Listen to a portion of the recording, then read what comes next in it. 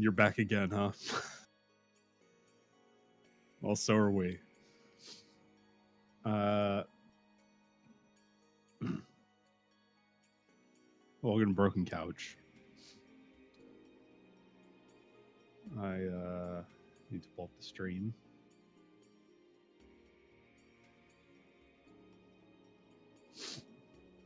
There we go. Shit, wait, we're streaming? Wait, we're live? So. Oh. Yep.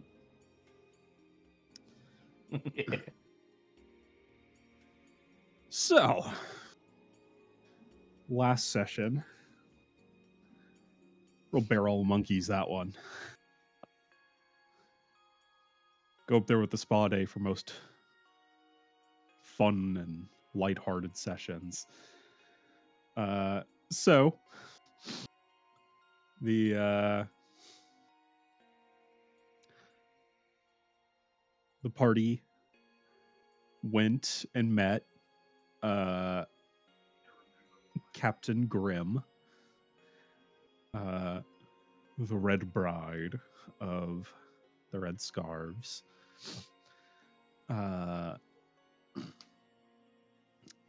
Kelfor's captain. Tough to say former captain.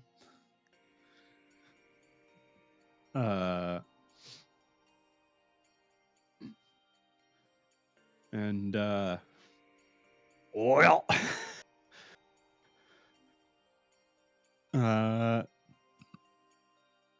she gave Kelfor a bit of a dressing down for not completing his task.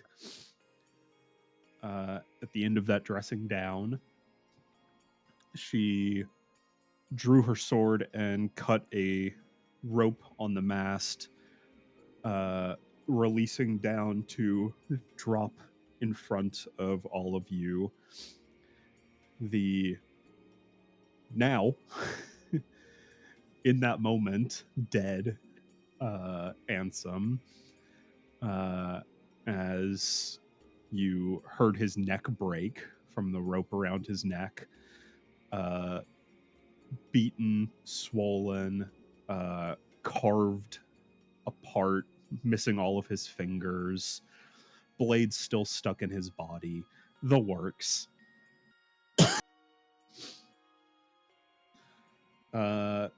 Then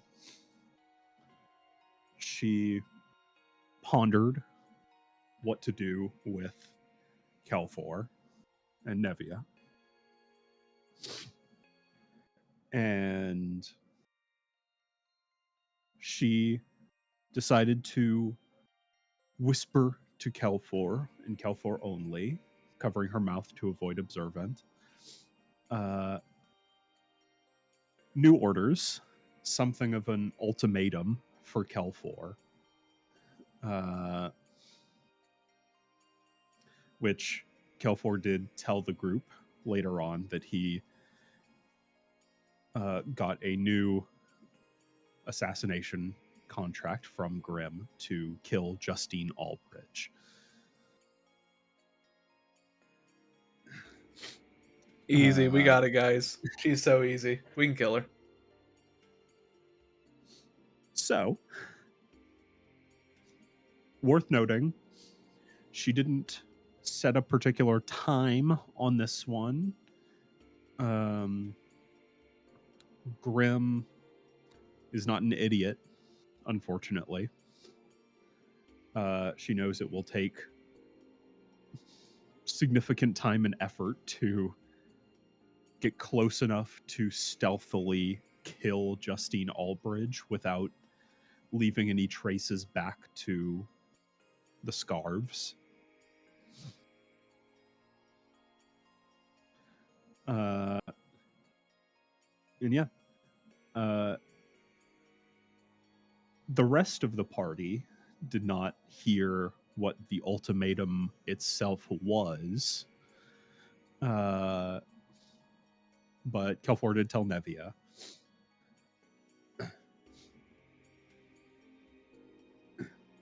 And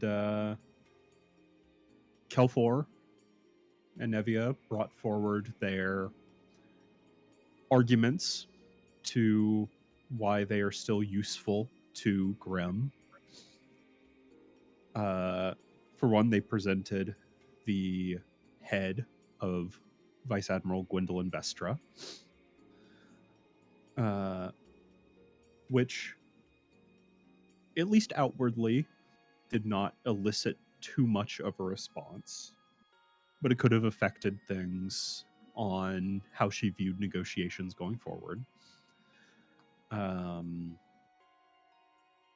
Then Kelfor said that on their travels, they encountered a man who can make people immortal.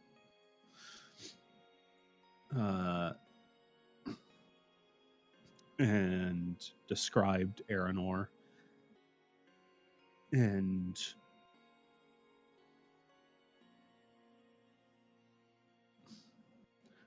presented Gwendolyn's crystal as evidence, to which Grimm examined and then took into her custody.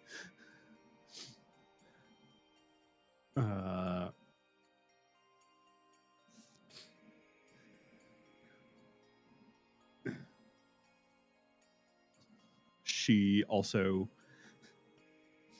had her first mate, Enkidu, stab Kelfor in the back of the leg to bring him down to his knees before reminding him of his place.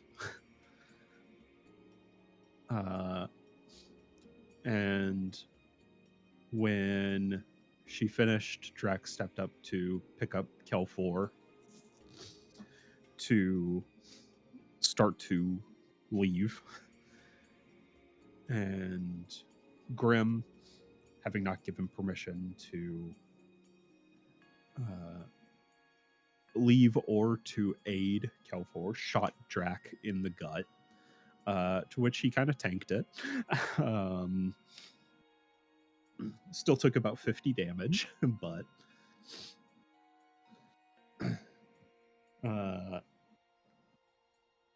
and then Emmy went to cast Mass Cure Wounds to help the two of them who had taken damage. To which she got a stake of Orimasu metal in her back from Mockingbird for, I believe it was 92 points of damage. Yeah. I got into a pincushion, and Matt didn't even let me have advantage on it because I'm so used to getting stabbed in the back. That was more just an offhand comment. It's like, Emmy sure does get stabbed in the back a lot. Favorite pastime? I believe I rolled pretty good too. I think I rolled like a 14 or a 15, and I still took 92 points. Well, it wasn't. That was just an attack. It wasn't like a saving throw. Oh yeah, you're right. You're right. You rolled to see if you could keep your composure like Drac did. Oh yeah, and it's it was an Not quite. automatic failure for that amount of damage. So I was just like, Yeah. "Whoa!" out loud in front of all the cutthroat pirates. Like curled Then up on the floor. As Grim was about to leave, she thankfully remembered that she had taken Sigmund hostage in an attempt to bring you guys here. So she had some of her crew bring him out onto the deck, where he had been beaten, very clearly tortured for several hours.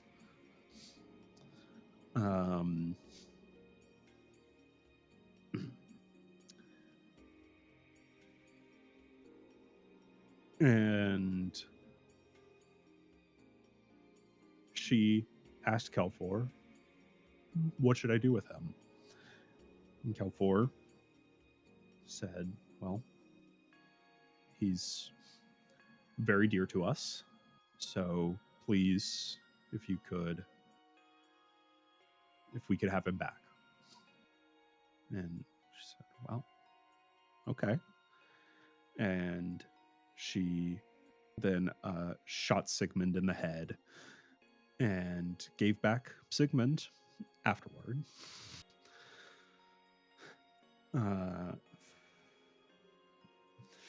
And you guys departed. You spent some time on the ship. Kelfor and Nevia did not sleep that night. They just stayed up drinking together. And come morning, you guys decide to split up.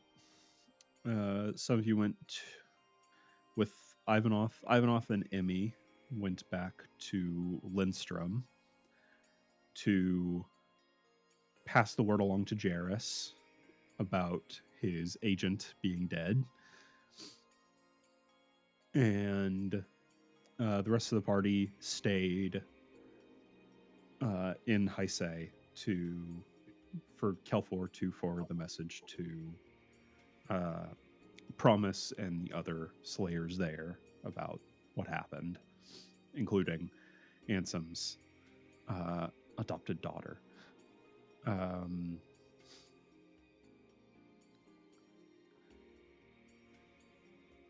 So, Nevi also went back to Lindstrom with Ivanov and Emmy. Moss, which group would you have stayed with?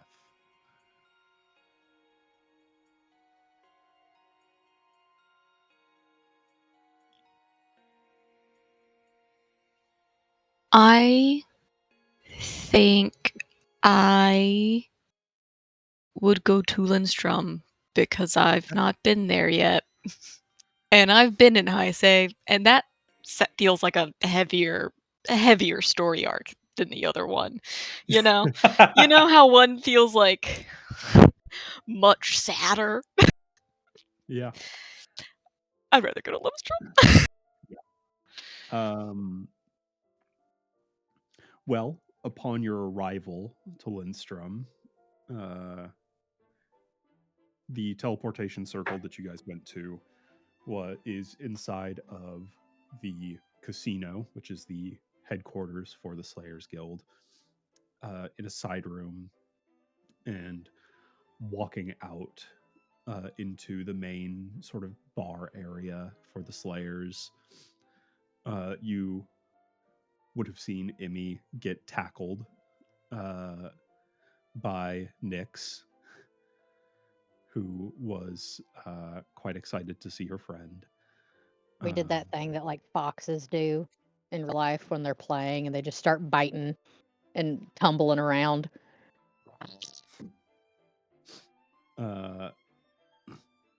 Also, see, it's already better. It's already the better place to choose. Speaking of I better, just watched two men die and we have another target to take. But speaking of good things, no, I say that like Ivanov to say Ivanov be like, yeah, real nice.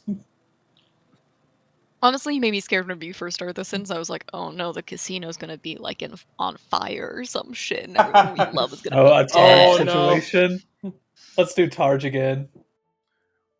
On the bright side, Moss, for the first time, you meet one Waldwin the Colossus, who approached the party in Yes. a bit He had a couple perturbed, grapes. a couple Yeah, gripes, couple a couple grapes. comments about how the child that they adopted and moved to the Slayers Guild has practically every day since she arrived tried to eat him. Oh yeah, because she really likes rats. It really just shows what an excellent like soldier he is that he is able to evade her with such ease. Like, It's a real obviously, Tom it's and not Jerry cool. situation in the Yeah, no, Mariana's that's what casino. that's literally what I was imagining, is it's like him running into a hole in the wall and Nick smashing into it full force. Also, just to distract, I was looking through those pictures and I meant to ask who that one was, because Oh, you're not alone. That is one of Grimm's crew. The red hyena. I fucking On, knew she you'd is the pick that one. waiter on Grimm's ship. Yeah, that's the one I picked, and Yeah, isn't she just when I sent that delectable? picture, everyone started barking. Yeah. She, Not she attacked everyone, me and Noel. James. I Me and want James were barking. I want to be her, which tells me I'm attracted to her, you know? I You know really how thought that you were just is? gonna say, I want her. No, Also see, that! where you start out with the "I want to be her" first, I wanted her biblically. I want I want I also like these two that have, like, golden tattoo things happening. Yeah, those They're are both the also hot. twins, the They're red twins. Gemini. Stay away from them. Oh. We have not had a To good be fair, experience the with Lennon twins sisters yet. were not it's twins. They were just it's sisters. yeah, it's They might okay. as well been twins. They were I You mean, when have you a set identical. focus on your siblingship, it's kind of twinish if you think about yeah. it. For Wild Beyond Witchlight, you'll get to meet two actually great twins. They're just lovely to be around. You'll love them. Always wanted to be a twin. No, you don't. Don't say that. That No, was a you don't. Julia feeling. Julia always did, though. Julia always did. It's I just 'cause my went to be siblings an were older only than me. child. My siblings were older than me, and it made me sad. I wanted someone around my age. Anyway, sorry, didn't mean to distract. Julia, you've got me now. Shut up. Shut up. Shut up, you clown.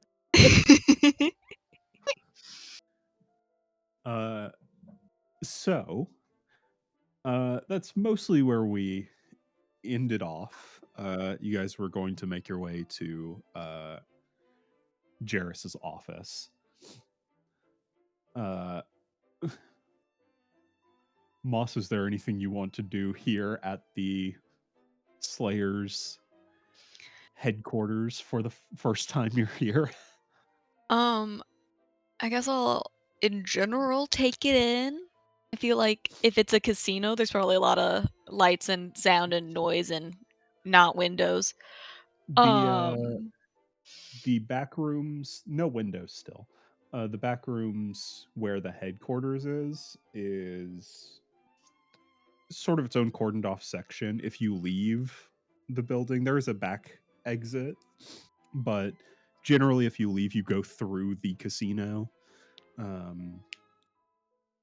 okay, so we're in like Yeah. the chiller section. Like I could probably hear like the like in the background, but It's pretty well soundproofed, but occasionally you can hear a couple doots of the live band. also clearly I've been to a casino before. I know the sounds it makes. With the You Yeah, just you know hear the. bring, bring, bring, bring, bring, bring, bring. Yeah, you know the things that go Oh. ching ching ching ching ching. Oh yeah, this is happening. I was thinking about like whenever a slot machine wins, you know, it goes. Yeah, what did I just say? Oh yeah, this is happening. Yeah, But you Anyway, also Adventure. That's fine. you I'll also I take it. never mentioned it, but the layout of Mariana's Casino is exactly the casino from Sonic Adventure One. That's the Sonic fucking Adventure 1 best. I love that. It's not. Including the because they giant Well, golden I've never Sonic designed statue. the interior. Yes. I've never that's designed the Jarris. interior of That's it, but Jarris. there's, I could. Yeah, I could Jarris is do a blue that hedgehog. Yeah. No, it's a golden statue of unzipped Jarris, is the. what I'm imagining. Anyway, I'll take in the Wait scene. until you see Super I'll Jarris. take in the faraway noise. I will internally wonder where my supposed room is and be excited to design that at some point, but it's not the time for that, and we can go talk to Jarris. You can hang out in my room. My room and your room are gonna look exactly the same. And I told nobody to go in there. I told nobody to go in there, so it's been fermented. James, can you send that video I sent of what Emmy's room looks like? You know the one. I don't know off the top of my head. The one where the guy rolls over and the watermelon Yes, falls I out got of you. his I got you. Yeah. Oh, that one. Oh, that one. That one always mesmerizes me. It's truly a terrifying video. Open drive. Yeah. Emmy's door on her room is just covered in multiple crayon drawings of like, don't go in here, do not. For Emmy's eyes, Biohazard. by Emmy's eyes only. And then it's like corrected to Nyx May. Nyx is like, I can't read. So it goes in and out. God, I love that video. I'm gonna have to look at it again based on your reaction. I love how like he's not even disturbed by a fucking tree landing on him. He just goes, I'm oh, just like, there's and so rolls much over. water. There's already an apple in on there. fucking God, I thought that was just a weirdly like colored The floor. carpet. I thought it was I just some collected weird like immediately as granite weird on lake it. water. Yeah, I thought it was weird like granite that no one would in their right mind would ever use for a floor. Isn't there like some And then there's a funny goddamn background? watermelon. I thought I saw like a background on this video where like a flood happened, like and this guy like, I don't need fled the through it. context, frankly. I enjoy that context. I like having context.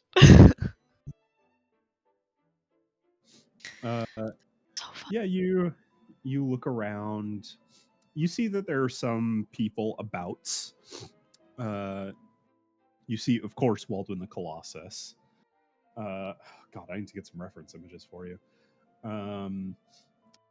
You see manning the bar. Someone I think you guys have only met in passing.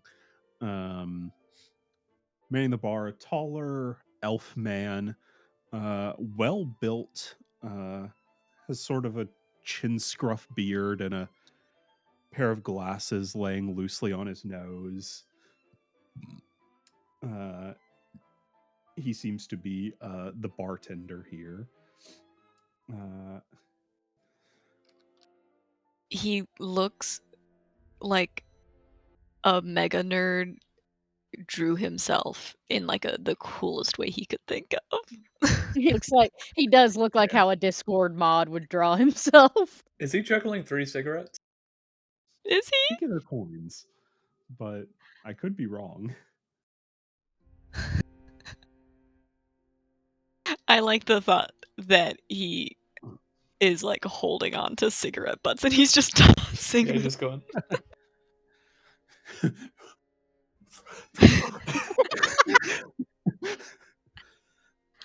Shut see up. with Waldwin is for you spending a chunk of your life in Shenwu would be quite the sight. They're more common around here, especially in Lindstrom. There's a decent population. But you see seems to be an elf, very pale gray skin, and her eyes completely black, but as you kind of look at them, you see that one is just like a very dark blue and the other is a very dark purple. This is one of the other people that Emmy has attached herself to from the same company as Waldwin. This is Lala. Oh, she looks friendly. She is. She's extremely friendly. She looks just like her dad, I think you mean to say. Just Who's her Waldwin dad? could have Waldwin! Oh, amazing. Good. He shit her out himself. It's a spitting It's image. a real Mr. Krabs and whatever his daughter's name is scenario. I can't think of what her name is. I want to say Debbie, but I don't think that's right. Pearl. Yeah. Debbie. Uh, I was pretty sure it wasn't right. God, I'm gonna change your name on Discord to Debbie. I'm gonna figure out how to do that. Let's see. You see some other people abouts. You see a couple of the Blackgate Company are here on their sabbatical after their mission in Ciala. Uh, yeah, there's various others. Ivanov and Emmy, you guys recognize that the Neon Bones are here. That's a good Um, name. and uh, a couple various other slayers about.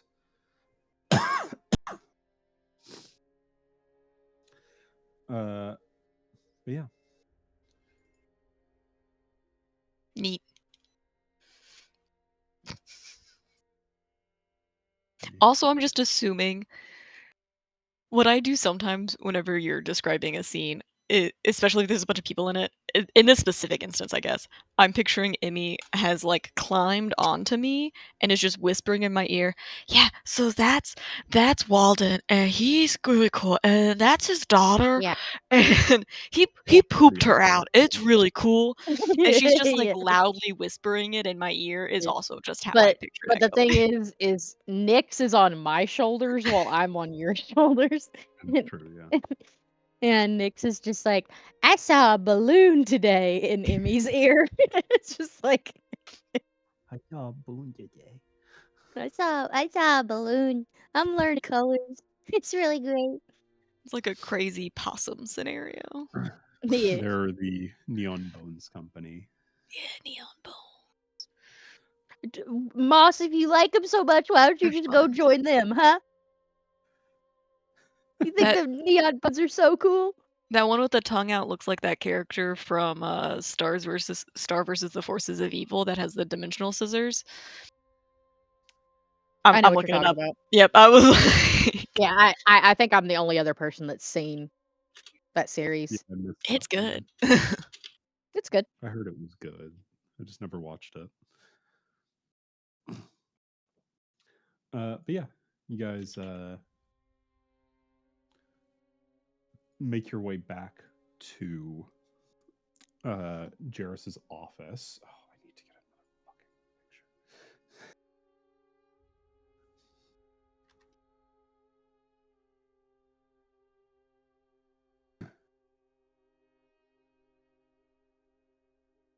Oh yeah.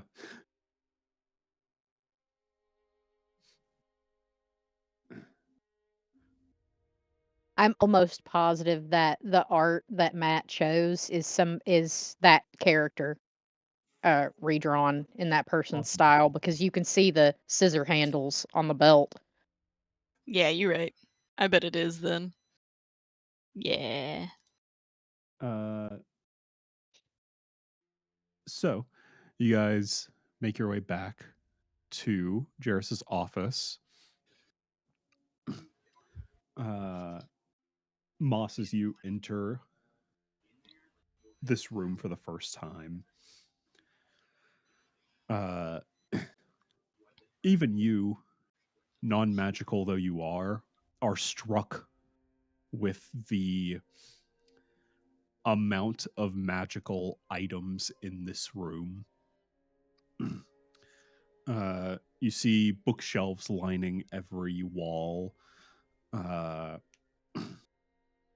and atop the bookshelves, among the bookshelves, inside a few inside display cases, you see many different varieties of magical items. Uh, you see swords, talismans, skulls. Uh, You see in one magically sealed display case, as you approach and look into it, you see it's a scroll of gray paper that, as you approach, unwinds itself, and you see on the parchment a mouth with sharp, jagged teeth try to bite at you, but is halted by the glass.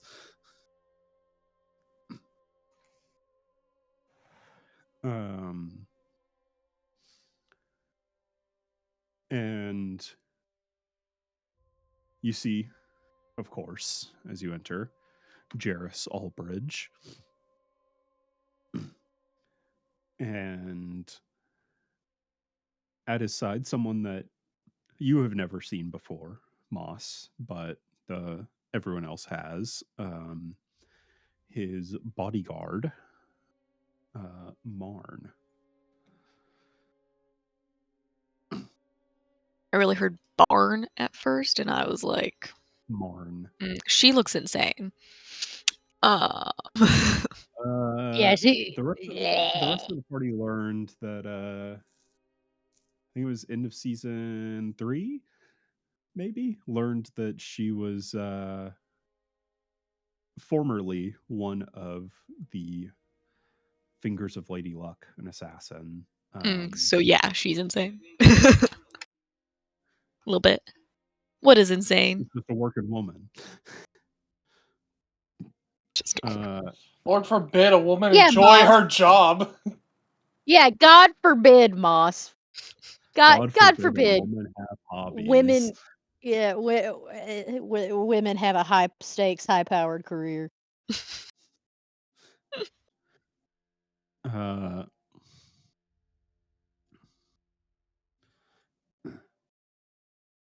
Jarrus looks to all of you and sees Moss recoil when the parchment tries to attack her. Oh, I enjoyed more the thought that I went back at it. But you know, Moss doesn't really have teeth, so it's just kind of like toothless whenever he does it. I mean, You're like one of those fish that go nuts against the glass when they try to attack something. You could assume that you just went like you did a when it started to go at you. You did a because Emmy would have been like on your shoulder. Yeah, right. Moss is cool. Moss would be more like ready to fight.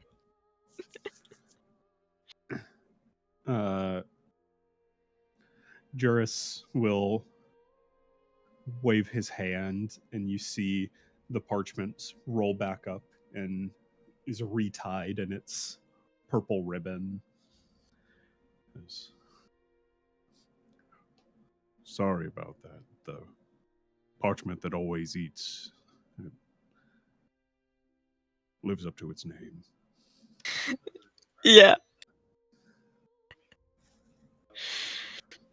How can I help the lot of you? Well, it's less so trying to help with something and more so some unfortunate news that has recently transpired.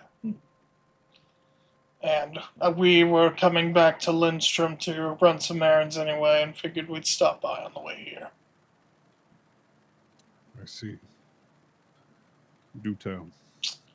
I will basically run over what Nevia has told us, or Nevia and Kelfor told us, and just say, unfortunately, our contact, Ansem, has been murdered by one of Nevia and Kelfor's old, unfortunately forced cohorts, one Captain Grimm. She's a asshole, and I hate her. Yeah, should. Yes, I'm familiar with her. I can only assume that a lot of what you heard has probably, maybe not directly from her, but came from Justine. which is unfortunately our next point of business. They are wanting Calfor and Nevia to make Justine their next target. I see.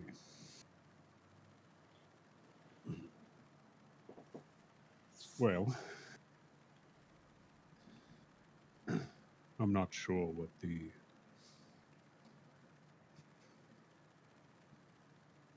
stakes of abandoning this contract are, but he's also lighting an incense while he's talking to you. Yeah, I fully imagine. But he lights it with his finger.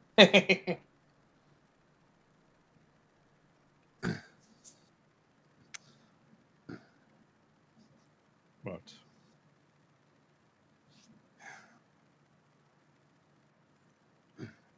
as I'm sure you can all tell, my daughter can well take care of herself. And we know that all well and good. The problem is, well, for one, not exactly a fun thing to imagine our employer going against the daughter of our employer, any relationship withstanding. But all the stories I've heard firsthand from Kelfor and Nevia, if they don't, to be fair, she didn't give an estimated or exact time. But if they fail to take this job properly, like they did with Ansem, I imagine there will be no getting out alive next time. Or if there is, it'll be at a much worse cost. Well,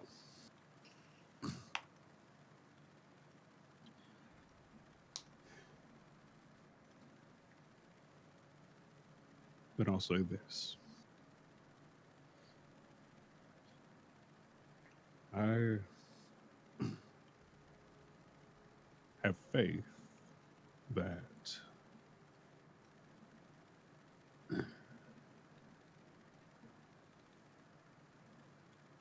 Mr. Kelfor and Miss Nevia will do what they need to break this contract, however that forms.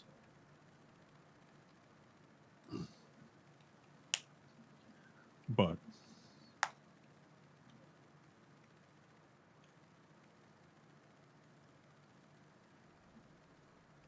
though I may seem like some wealthy old man who owns a casino, I'm quite familiar with the ways of the sea. I heard a lot of I don't. heard some tales about your trade merchant days, so not the least bit surprised. I, I Still don't going think on, any mind of us. you. True. I don't think any of us thought you were just some old man with a casino. I'm pretty sure that you can kick all our butts right now if you want to. Listen, Sure. in the year before this year in particular, I knew some pretty powerful mages, all of which were close connected to me. And this year, Lord, I've met plenty more, and you're like in the top 3. Yeah, I'm pretty sure And if I'm you. I'm hoping pretty sure no. between you, The only reason I don't want to between say number 1 is because one of them almost killed us. between you and your bodyguard, you guys could turn us into applesauce. Cinnamon applesauce. Well,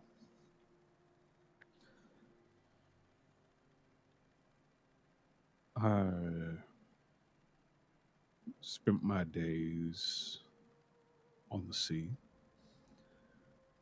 I've I've had more than my fair share of run-ins with Captain Grimm. I've worked with Captain Grimm before.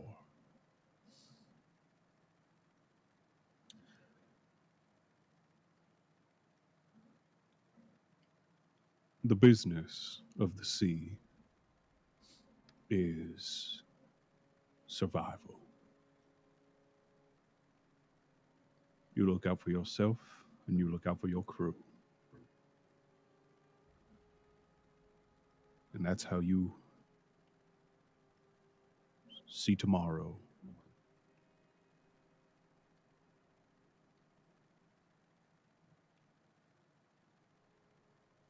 So,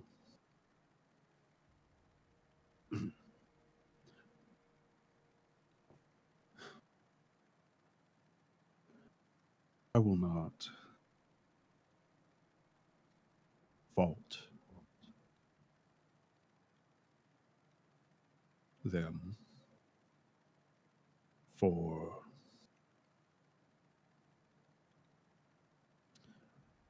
doing what it takes to survive. And should it come to it,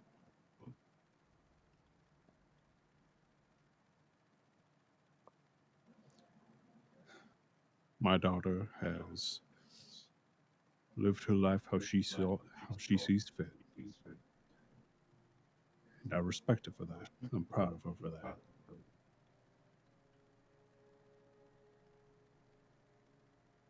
But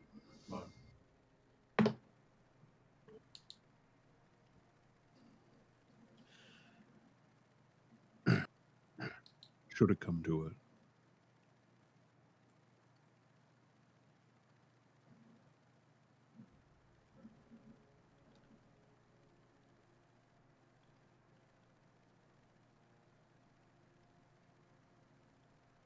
I think I will take your side over hers.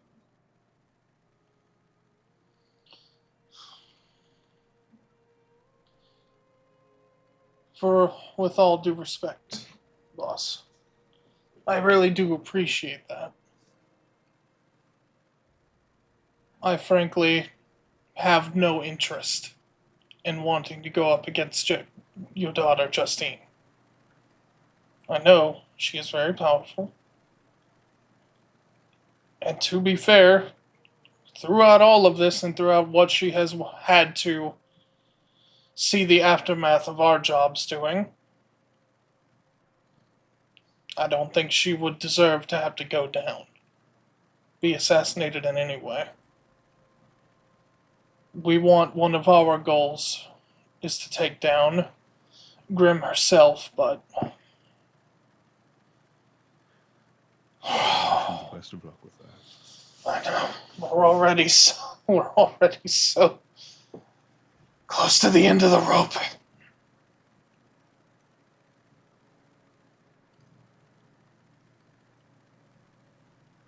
Well, should you need assistance,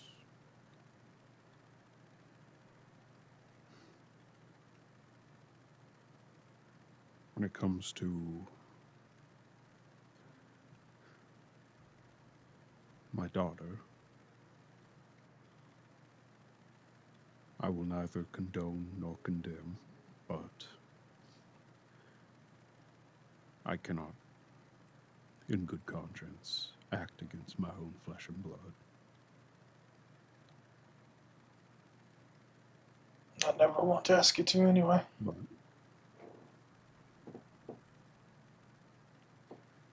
should the time come when you have some proper means of taking down the Red Bride,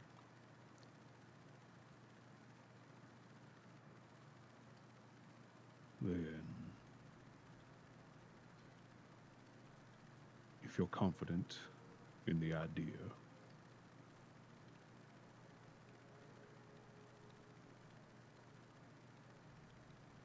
It would behoove me as a businessman to see her taken off the seas.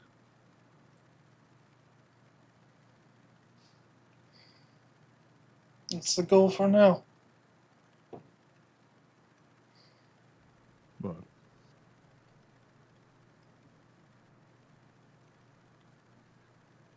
I will only be willing to act should all of you be confident in what you're doing. And should I be confident in your plan? Because should you fail, That puts the entirety of the Red Scarves at our back. and on my back, Or as in Slayer's Guild. the Slayers Guild can take care of themselves for the most part. But I run a business with merchant ships, only as armed as they can reasonably be.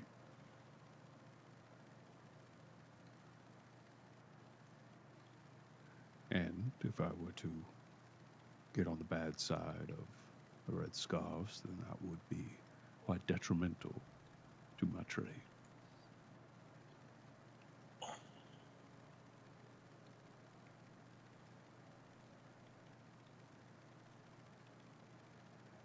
But if you're looking to change any hearts during this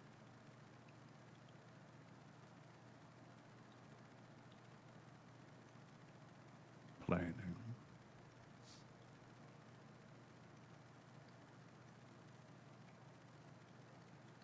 then you're welcome to offer that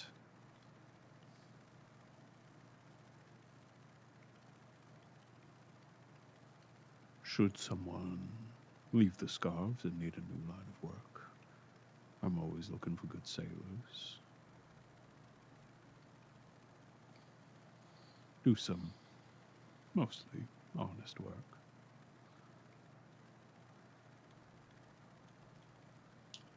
I imagine there's a few we could maybe convince.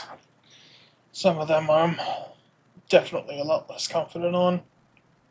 And even then. Just an option for you.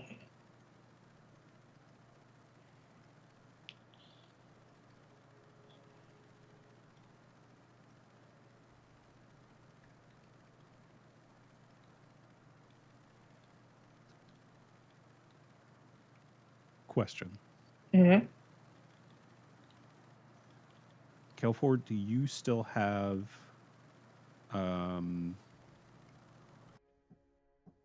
Ansem's encrypted journal? Of fucking course I do.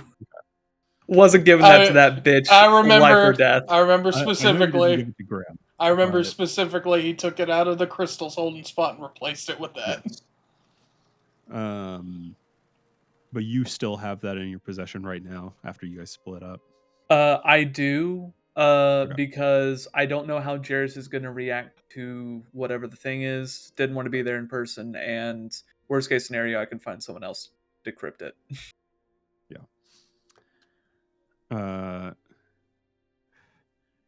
Jairus will say, now, in regards to Mr. Ansem,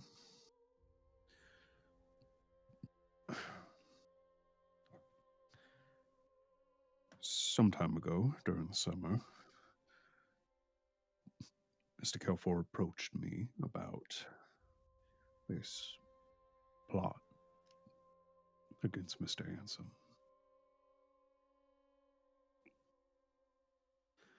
I naturally reached out to him, planned to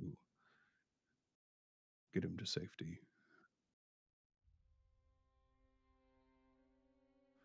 Of course,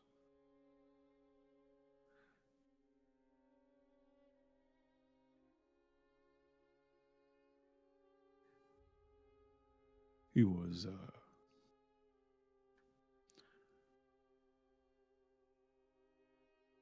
stubborn man. He would see things through. I've been in contact with him.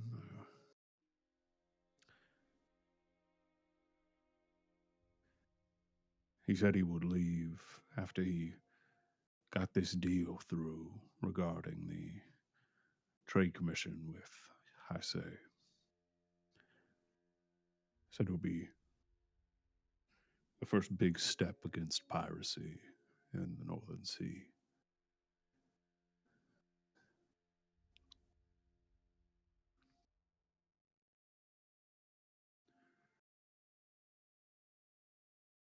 And he'd be willing to come back here to Lindstrom after he finished that. So,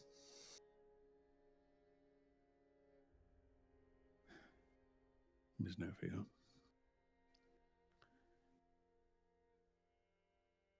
you can tell Mr. Calfor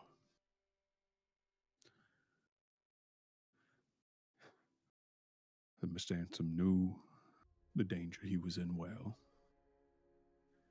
and chose to stay to see his work done despite the danger. So, you needn't feel guilty for his death. I know you still will, but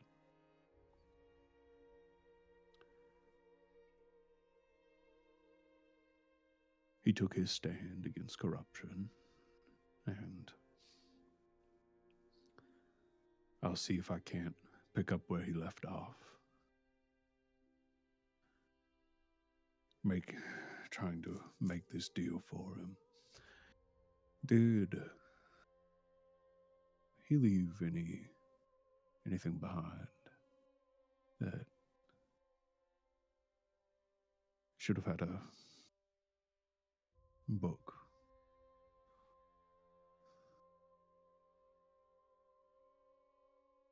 It should contain ledgers, plans, all the sort. Be invaluable to have that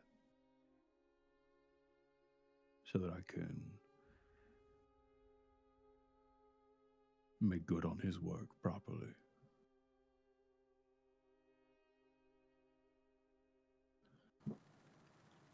Is he asking that to me? To all of you. I was going to ask, do we know that Kelfor has that book? Does Nevia even No, I know? think he sleight of handed that. Did you show it to Nevia? That's what I thought. No, I didn't show it to anyone. Okay.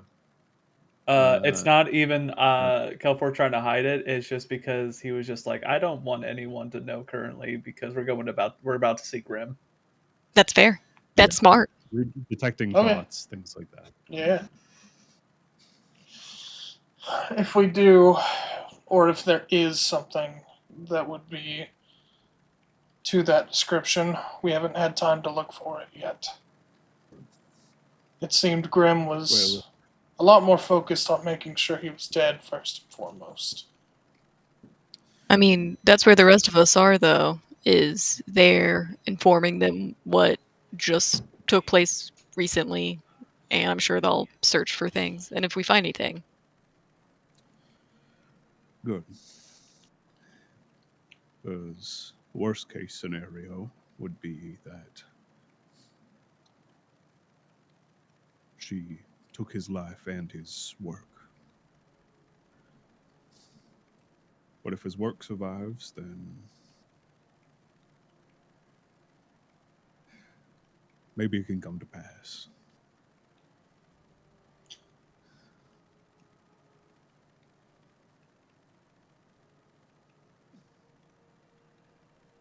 Well, was Can there anything else?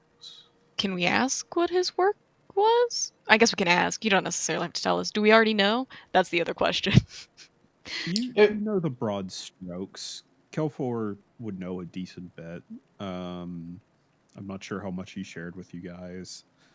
Um, but Ansem was he was an information broker,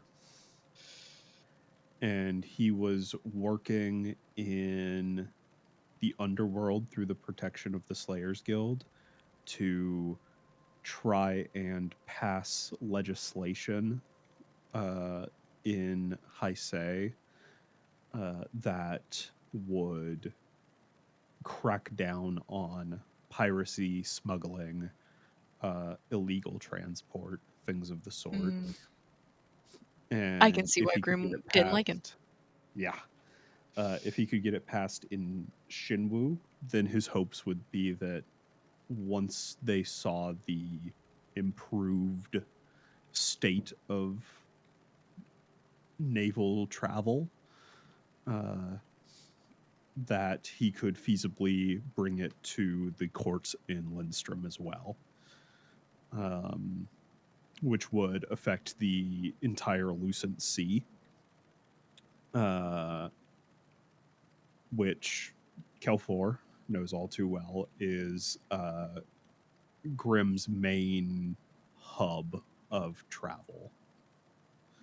That's kind of her domain, is the Lucent Sea, which is the sea south of Lindstrom. Um,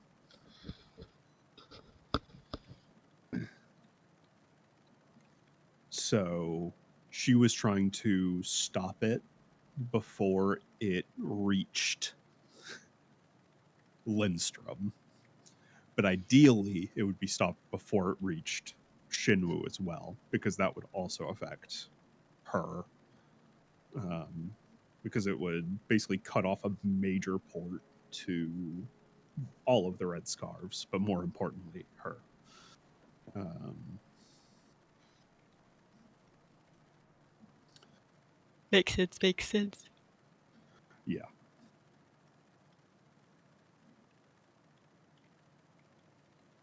At least her assassination targets make a lot of sense.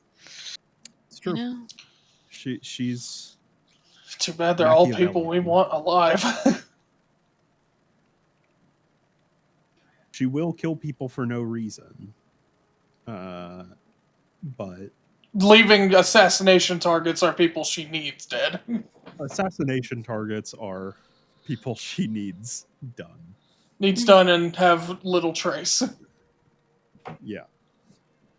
If there's a civilian vessel that is passing by during some illicit deal that is being performed, then she is willing to sink that vessel and kill everyone on board so that they don't have the information as potential witnesses to that deal.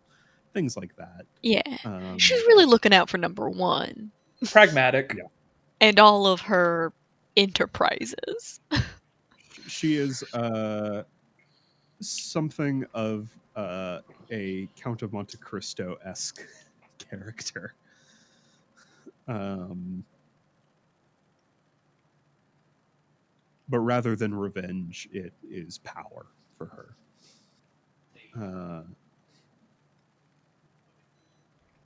So, particularly, her assassination targets are people that are actively interfering with her,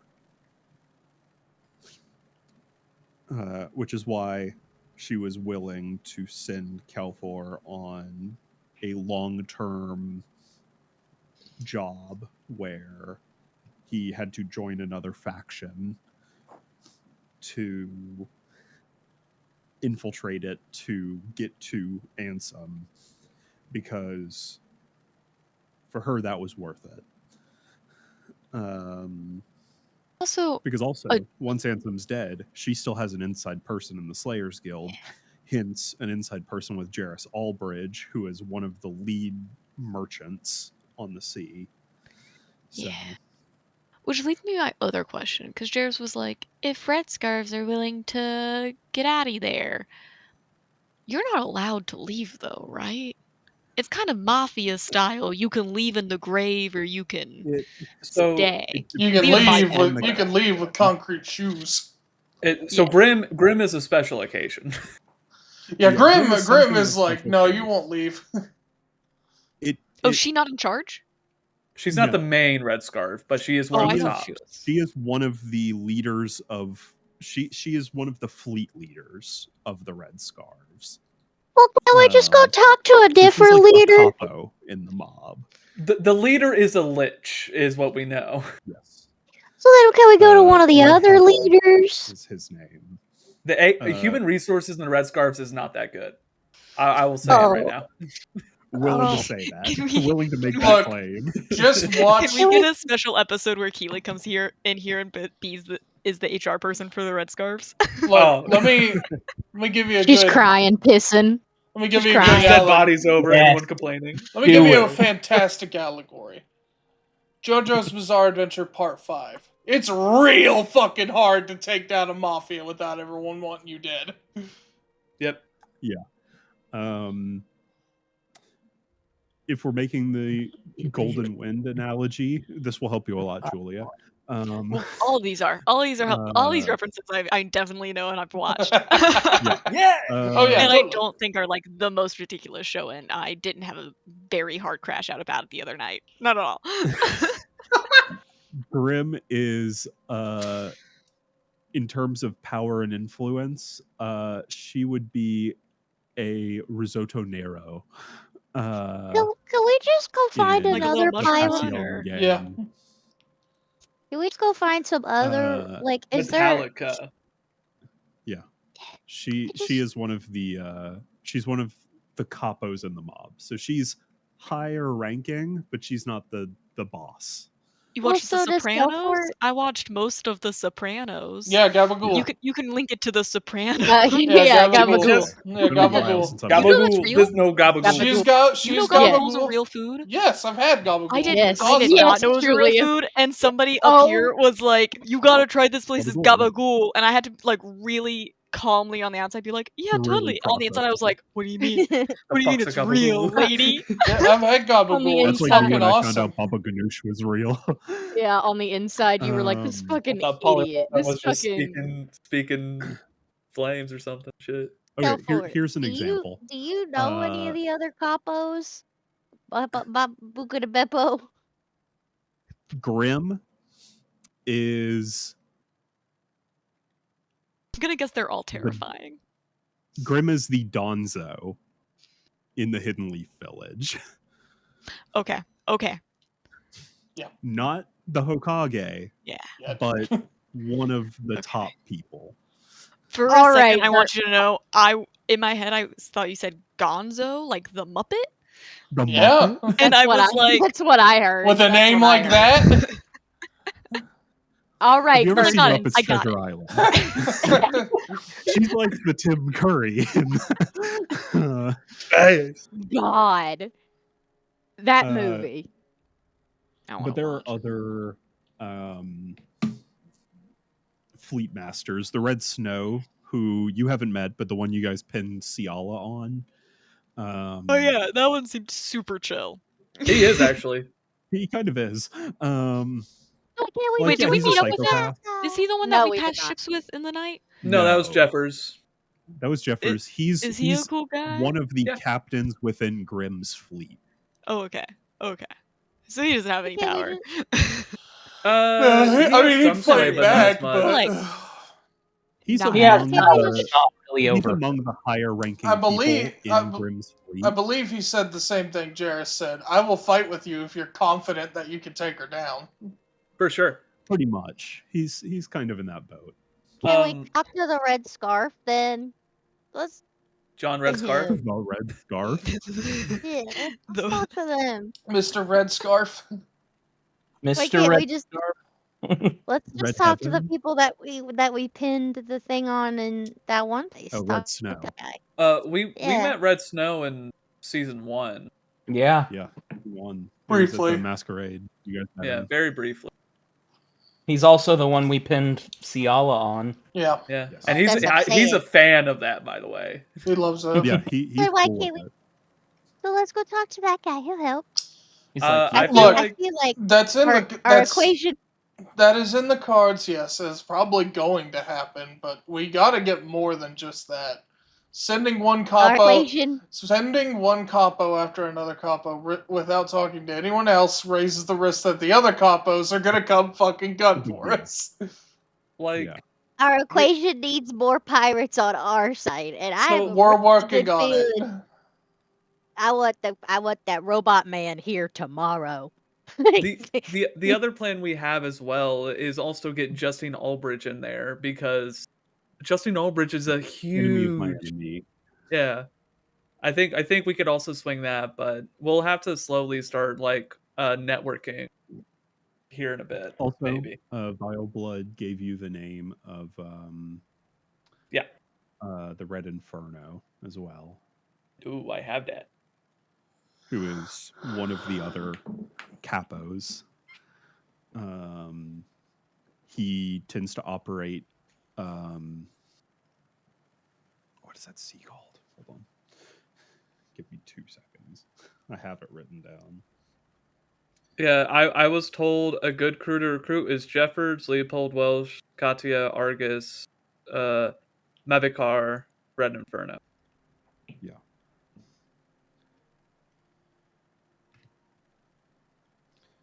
Also, if we can Those- find the phylactery of Red Heaven, that would be fire. That would Yeah. actually be Yeah. the best. While all the adults are Um, talking, Emmy is on her back, and I don't know if you guys' parents ever did Superman with you, where they like put their knees up, yeah. and lift kid. She's doing that with with the Knicks, but every now and then she's just like, I think our equation just needs pirates on our side. Perfectly honest, You went download a car. you and that, yeah. Yes, Beat I would pirates with actually. pirates. Everybody, it's I like would ghost actually. type weak. It's like ghost type weakness. Pirates can only defeat You would pirates. you would Gabagool. I You would wouldn't, actually. God. I would I actually. would. Um, uh, Mavikar, the Red Inferno, he tends to his area is the western half of the Ocean of Storms, Mhm. which is the ocean separating Lind from the Endless Sands. Yeah, we can't go Uh, back to the Oh. Endless Sands for a little bit. We can't go back there. so you guys haven't been to the Endless Sands. We can't go in there at all. We can't go. That is where Lucian is from. The guy really pissed. But Emmy, consider. I believe Kogos is near that way. Kogos is that Him. way. I Also, know him. it would be very funny to just be like, he comes to this side of the world and we're at the Endless Sands, so he has to trace all the way back. He's like, he gets to my Uh, temple, and he's like, And there's just a note on there. "What do you mean she's not here?" Talking to We ha- Myra through the We had well. something scheduled. Through the well. That bitch, get her here. I like I'll the thought wait. that he's tracking you however he tracks you, but he starts going where we are, and then we use a teleport thing that we've established, and he's like, "Fuck!" And he has to Or then just have divert, and he gets about teleportation, halfway and there, you're and then it screwed. happens again. He is guided by like it's like a He does have spiritual kind of a red. sixth It's like a red sense. thread. He literally like he can turn like a compass dial and be like, she's not close, but she's that way. Yeah, he gets like a little controller rumble when he is facing the direction of If Yeah. you've ever used the The dowsing music rods in changes, Skyward and Stronger. he Sword. knows which tunnel he needs Yeah, to go is- Yeah, through. and I start pissing my pants when he's really close. Is it like almost Shadow of the Colossus, like lift up the sword and Yeah. just go? Yeah, Oh, yeah. Julia, all have right. you Julia, have you played Yeah, Skyward but Sword? his is the sickle that Have he you played has. Skyward He just- Sword? Yeah, it's like dowsing. Yeah. Yeah, I was thinking that. I was thinking there's a bunch of video game mechanics that are like, you Yeah. gotta go this way. There's little. He But I has don't a have that. Skyrim I can't. objective. Yeah, I can't tell when he's close at all because in the dynamic, I am the prey and he is the predator. So I You just have. gotta kill him like what 2 more times, and then you get And to then be the you predator. become the predator, and he becomes the prey. Guys, That's how that works. I feel like you explained it. That's how that works. No, Whoever has more of the soul is the theory predator. we had. Is that how it works? Okay, I'll believe you guys. Yeah. Only 2 more times. 5 more How many times. times have you died to this He- guy? He's really mad, guys. I've been trying Well, to he do can- casual conversation. I've been asking him what his favorite soup is, his favorite color. well, he if can he go if he kick was rocks a kind of about it. well, Let him go it's cry really to his hard fucking 'cause mama about it. He done got one. His fucking Byra, you know what I thought meant. Byra was his mom. Yeah. So I'll just say I know what I said. you were technically where you started. He killed you once and you killed him once. You did not start on equal footing. No. Eventually, I'm gonna wear him So- down though, and we're gonna be really close. And then Jess will adopt him, and then Jairus will have a son, and it'll be really great. And We we'll all can't, be we really happy. can't, we can't, just like we King Henry can't. VIII. We Can can't we- just keep dumping children on our boss, okay? So God, I hope that happens like late campaign when Emmy and Lucian are both like in their late 20s. It's like, I got you a son finally. I found one. This young He's- man is 20-something he's years 28 old. years old. He's mean as shit, and he bites. He's so mean, but it's a boy. Is there a way for us to like do it like the meat industry where when we find wherever Lucian spawns when Emmy kills, it's just like a fucking like conveyor belt right back to Emmy, just Well, goes at the back of the conveyor belt. a fun mechanic that we didn't get to see at the battle that I was privy to. Well, I had guessed this would happen just based on the way that the red thread works. If Lucian had been conscious and seen Emmy get attacked in any for any sort of damage, meaningful or not, the way that the instinct worked is he immediately becomes hyper focused on who is doing the damage. So we could feasibly have we just keep him tied up and we A release him rabid like dog. a weapon. I go up to an enemy, let him punch me in the throat, and then release the dog. Yeah, that sure would have been a cool mechanic to see if he hadn't been stunned and unconscious the whole fight. And He blind. started it. He started it. He Yeah. started it. Kilford, did I ever say that you met the Red Inferno? I can't remember. I don't remember either. I'd be surprised if I did, but I know I did meet a decent bit of the Red Scarves, so probably. There's a What is non-zero Kelfort? possibility. I just can't remember if I told you or not. Kelfort, what is your don't have it down. pirate name? The red what? I feel like I've said Red Tide. Roll Tide. Roll Tide, baby. Damn. Yeah, you made Emmy fun out of loud. it. Yeah. Yeah, Emmy out Just loud last would be like, session we didn't mention this. yeah, Emmy Yeah. out loud once again will be like, man, you got jit. You guys, your name sucks. Oh, Your name sucks.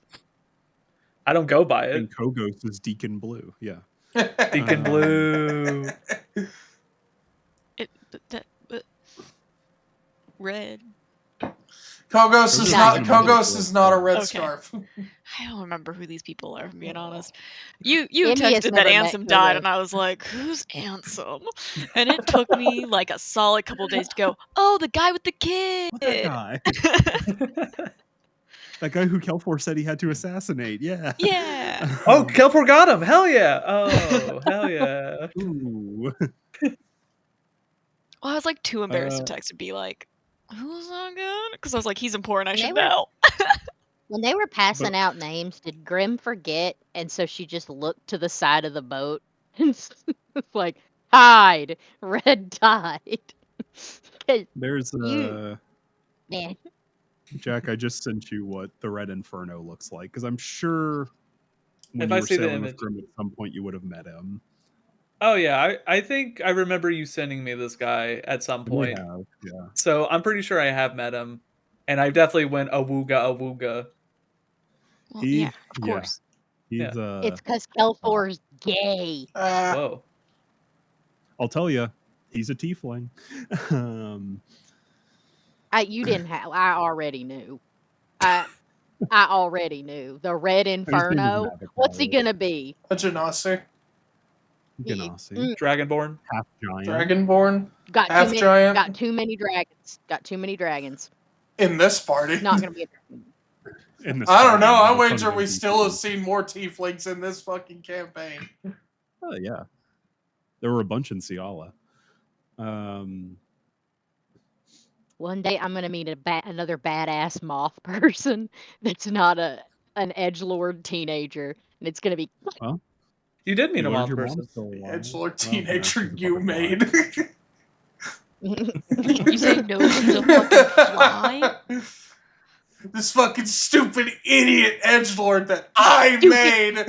This stupid idiot that hates me, and it's not even my fault. Except it's totally my fault. Well, we met Look, Mothman, but I'm not related to He's him. a different moth. I tried to tell Piper, I'm like, there will be consequences in terms of the edge department if I go with your suggestion of naming him Lucian, because I wanted to name him something But else.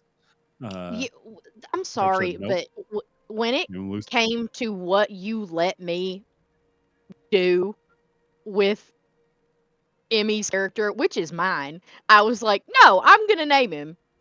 I'm gonna name him. I came up with a cool story for Emmy for the first time in 5 ever, and so I, other than just gross bog baby, can do magic. Oogie boogie. My critique for Lucian's name is that it doesn't fit where he is from. He's from the Endless Sands, which is based on Egypt, Turkey. You helped me make his last name. Yeah. But Lucian is a French name, which fits with Lind naming structure, but not really Endless Sand naming structure. So I'm like, are you sure? How old was he when his whole village and parents got exploded and You don't eaten? know. 2 minutes. At least. His master could have given him his name. Who fucking knows?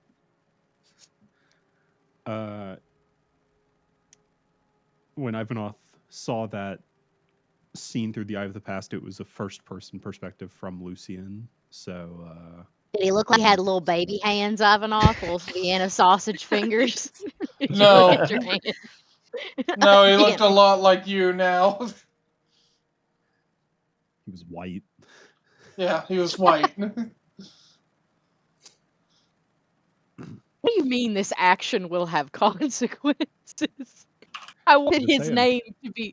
I wanted his name to be pretty like If you Emmy's. choose a name as edgy as Lucian, that has rippling effects on the person. I can't even remember what you wanted to name him, but it was something very like, very. I know the name, and I was very proud of the name. Go You're ahead. like, no, that's stupid.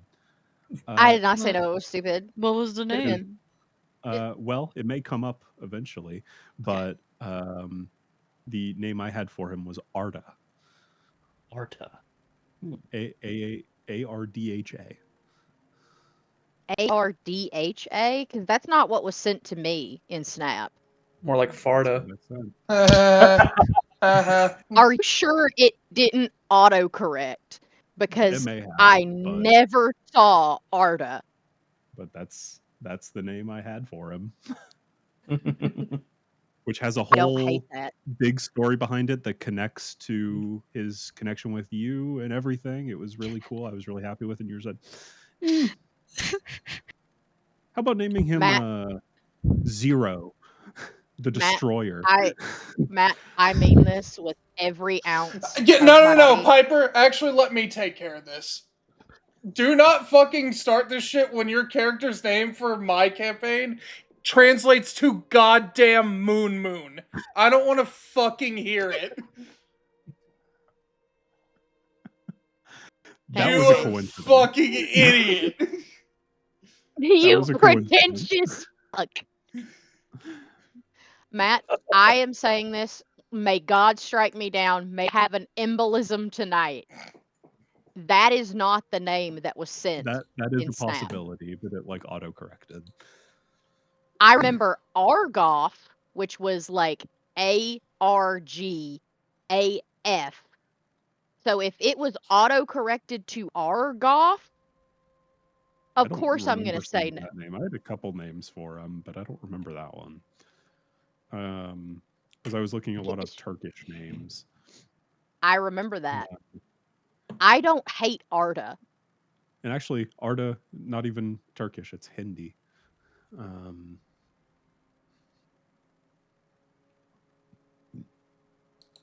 What the fuck do we do? Start over? No. Whenever I edit the VOD, they'll just replace every time we see him.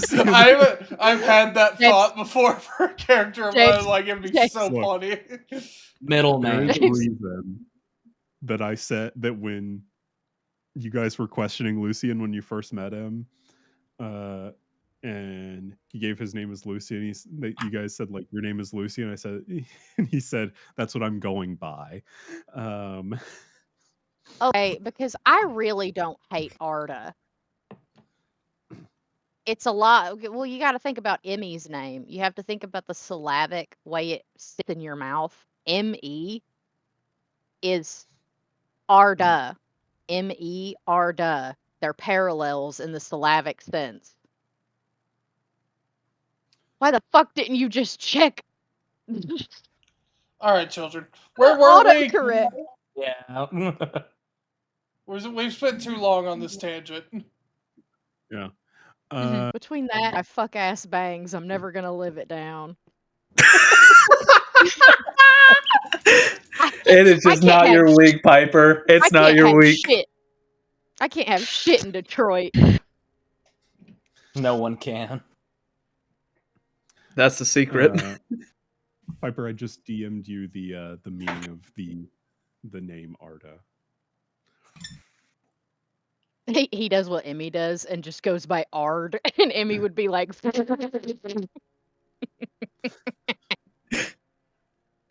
Ard. I may have sent Ard as like one of the spellings for it. How can you blame me?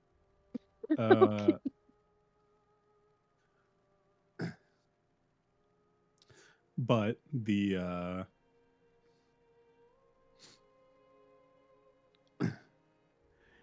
anyway, Jarrus, he's still here. Is there anything else you want to bring up? Want to ask any requests? Yes. Is Nick's doing okay? Here. She hitting the milestones that we talked about?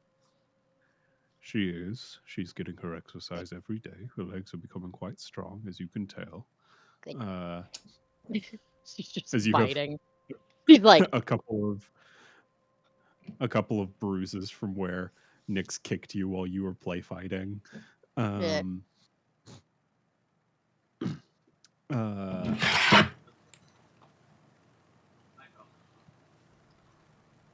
Emmy would also ask about the young lady that was magically changed. How she is faring. Nyx is adjusting quite well. She's, I believe, what they call something of a social butterfly. We're talking about Nyx, right? Nyx, yes. Wonderful. And what about the girl from the magic college that got fused? Miss She here? She is here. You guys saw her. She was reading in the tavern area. Yeah, Um, Emmy's just asking in the context of how she's faring here. Miss Pius has been mostly quiet. She is not reached out as much as Miss Nix has, which is understandable. Well, she's old enough to understand her trauma, whereas Miss Nix isn't with you in Jarris's office. Oh, I absolutely imagined that she was doing Nah. coloring sheets really loud. Uh,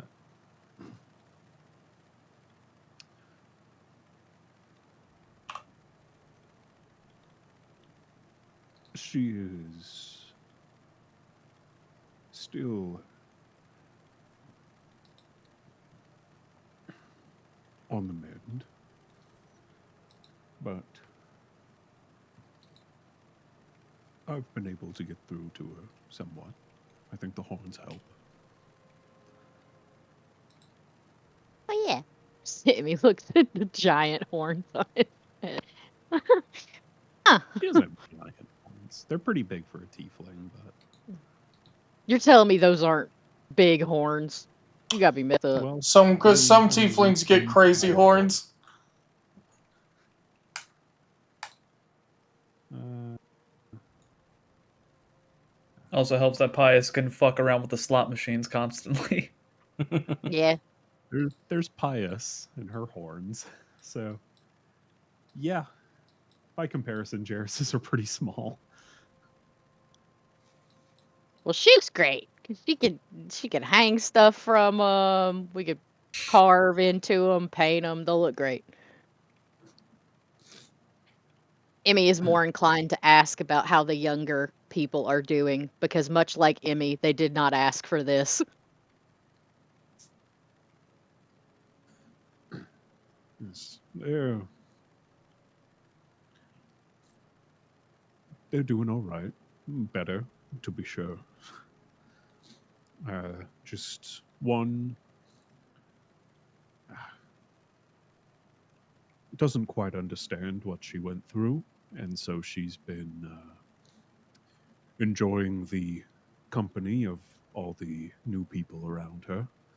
Has made herself quite the darling to most of the Slayers Guild, Mr. Baldwin being a notable yet understandable exception. I'm just trying to figure out who in of the Slayers is like, oh yeah, I fucks with this weird baby. I love her because in Emmy's head, obviously, Emmy loves her dearly. I guess Lala would be a fan of her. I believe Miss Lala has been teaching her various. What would the term be? Uh,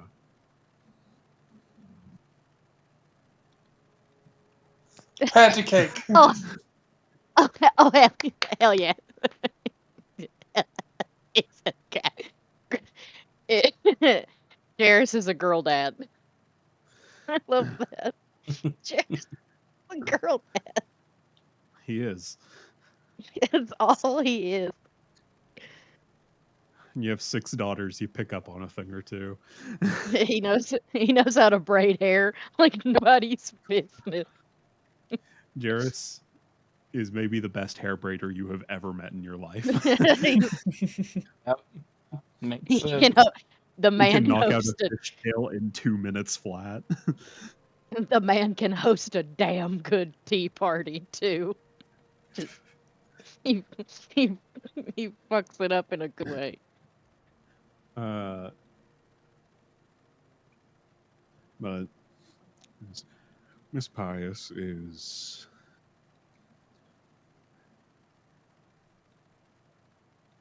in a much safer place than she was. So while her road to recovery is slow, it is progressing, though she has opened up to me about her difficulty sleeping.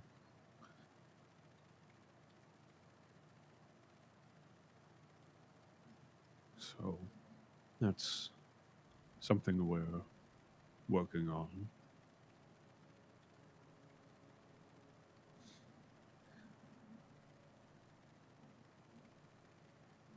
I've been considering for her getting something she can have while she sleeps, maybe a stuffed animal or something that she can hold with calm emotions imbued into it.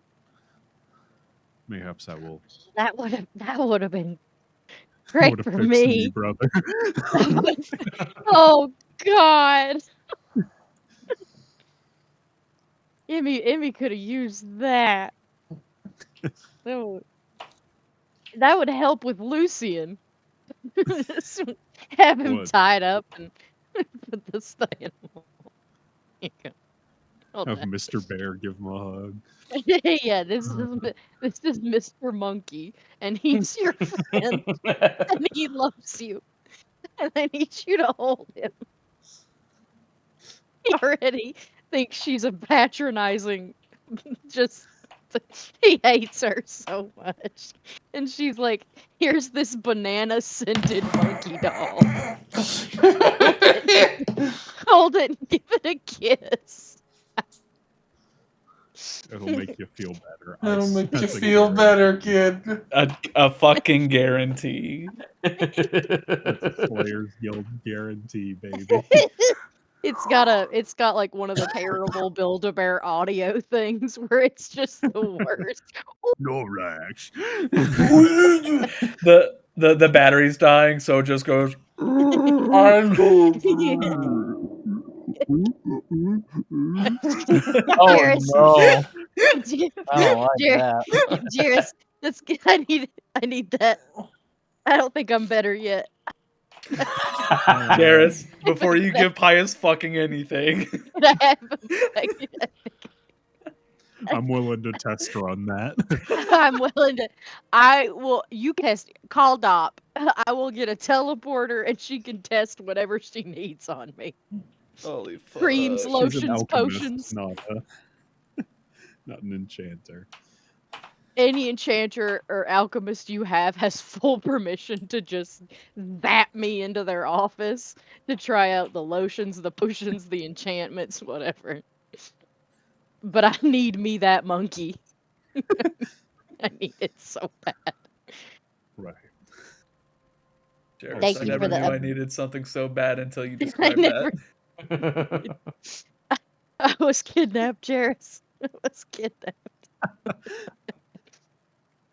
For the first couple of months, I didn't sleep or eat. And I stunk way worse. I would shit Thank you for myself, the. Jairus. Shit myself for comfort. It was the only warmth I knew during those dark times. I would shit myself just to feel something. We've got I knew I shouldn't have done it. Gotta move I on. shit myself Gotta today. move on. To see We if have to I move can on. I focus. Move on next phase. see if it is real. Please. Holy fuck. Move on. Anyway, Jairus says, Thank you for the update, sir. Thank you. I have been in contact briefly with Holy fuck. the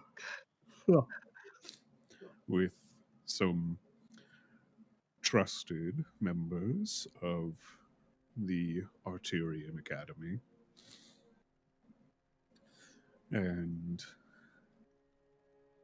they said that Miss. You're crying. God! I'll just turn my camera. Sorry. Take your camera off, please. Take a I second to get it out, man. It's Matt, almost you 10 o'clock. Matt, you know my tear ducts I'm don't work. dying. So, like, they're stuck. I want to cry. Okay, Oh, stop it. oh, There's really good in the something character. There's something medically wrong You're with me. crying I'm so here. sorry. Literally doing. I can't. There's no tears, but like I can feel them in my eyeballs, if that makes sense. And so immediately my face did the like, oh, we're God. crying. Holy fuck. There are tears rolling down your cheek. There is no Matt, my tear ducts don't work anymore. I There's saw no the tears. glisten. That I'm Oh, telling you that is Move a medical on! impossibility, but I want to. Please! oh. So sorry I'm about that. Julie, No, you're begging! good. You're great. You're I'm great. so sorry. I want to I'm formally apologize to begging! everybody involved. I made an error in judgment, and I won't let it happen again. I'm sorry for the people it hurt. Stop, please.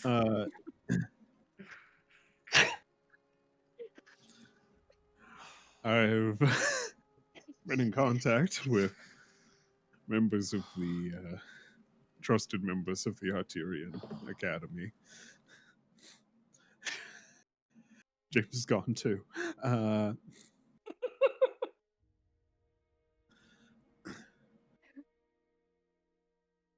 And they have informed me that Miss Morel is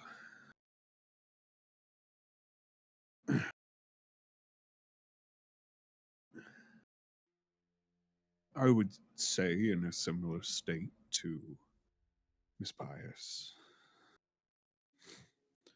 though in a bit less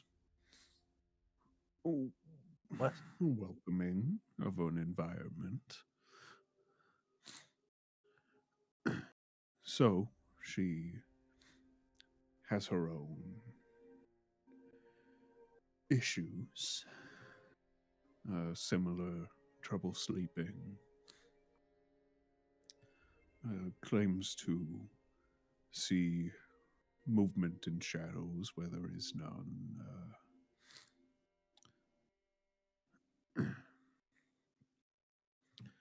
Notably, something that Miss Pius does not have is Miss Pius has quite the opposite. She is she's had trouble eating and keeping food down, while as Miss Morel has seemingly had an increase in her appetite. All is likely due to the magics that Yes, they have been subjected to. I take it. that's our working theory, though we're early enough to where it could be trauma or stress responses. But we're continuing to monitor them for any developments, changes, shifts in behavior. But for the most part, it has been quiet recently.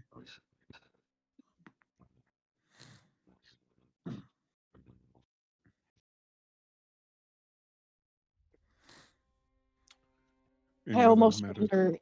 I almost wonder if there would be a way that she could pursue her academic studies, as it were. But I would just imagine a hiatus is what she needs the most.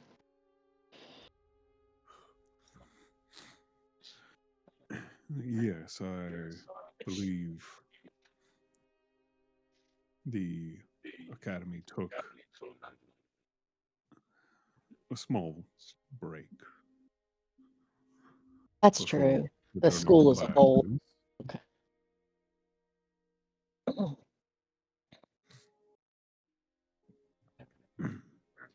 It seems Miss Morale is continuing her schooling for the time, at least through the end of this semester. Then we will feel out where to go from there, see if she wants to continue her pursuit of an education.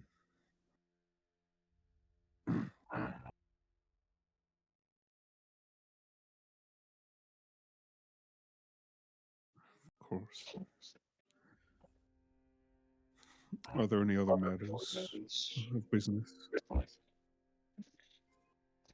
I want it to be stated that my opinion for what we should do to the rest of the adults in the room is just to get as many pirates as we can on our side, including your daughter, even though she's not technically a pirate.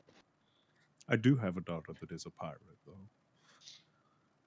All right, well, so we'll get her too, and we'll get the one that's not a pirate, the military one, and perhaps just all of your daughters on our side if we could. That may be a difficult position to broach. Okay, just the ones that are on the water then. Uh, I believe Zarin, my eldest, who is with the army, I believe that the ocean is out of her jurisdiction. Uh, uh, my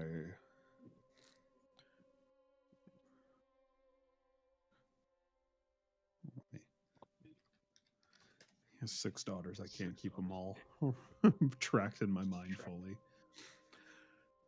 My daughter Alina in the Order of the Three Kings. Possible, but the Order of the Three Kings tends to not interfere in the acts of pirates. So we'll just do the ones that are in the business of the water. We'll just use those guys. Amari is a maybe one of Lady Luck's.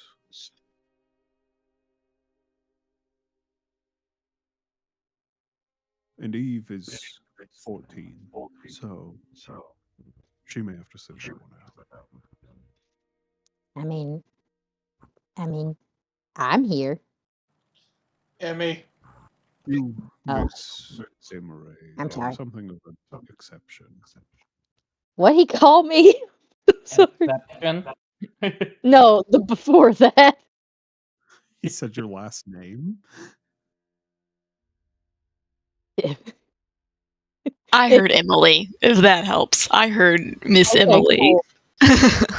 Yeah. Okay. It's that's not her name, Julia, but glad that Emmy at him losing using her last name, she'd be grabbing his coat and being like, "No." Yeah, I'm aware that's not her name, which is why I thought you were like, what are you talking about, guy? Who am I? But He said, Miss Desmarais. Desmarais. don't you go don't you hey, don't you go saying my business. It's my business. Don't say my last We're on a name. first name basis. We're on a first Don't- name basis, sir. Don't suggest our boss uses 14-year-old daughter for combat. Then maybe he'll consider it. Okay. Fair. Okay. Got it. We just got to get a lot of pirates on our side. Our problem is we need significantly more pirates, right, Guilford? It's not I'm here. not there, but in spirit. Yeah, Right, problem Kelpie? would be- Kelpie? our problem would be fixed by the addition of significantly more pirates. Oh, for sure. I wouldn't say fixed, but yeah. It would be in a better position. Yeah. Mango chutney. Drax dad. Objectively, if we could call Drax dad. Do you think your dad would blow up a ship? I mean, he did kind of Like the show Navy. up, I kick the Navy's ass. Yeah. I agree with Emmy that we should just get literally everyone we've ever met who seems at all amenable to the idea to help us.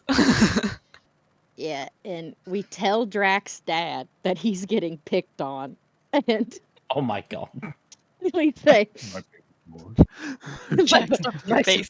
Go to the mirror and tell my mom that. I think she'd find a way to come back. Can your dad become a pirate, Drac, for like a little bit, so we have like more Who pirates on says our he side? wasn't in one of his past lives? Honestly. Maybe he Yeah, started and the then- red thing. Maybe. It's like it's So the it's- reason. so by my estimation, we need at least 10 dozen more pirates. Oh. One of Yeah. Drax's dad. One of Some- Drax's dad. One yeah, dozen is one- Drac's dad. Yeah, and then Ivanov could talk to some wizard people. Yeah, just And- don't ask for my dad. Lord forbid he come see me.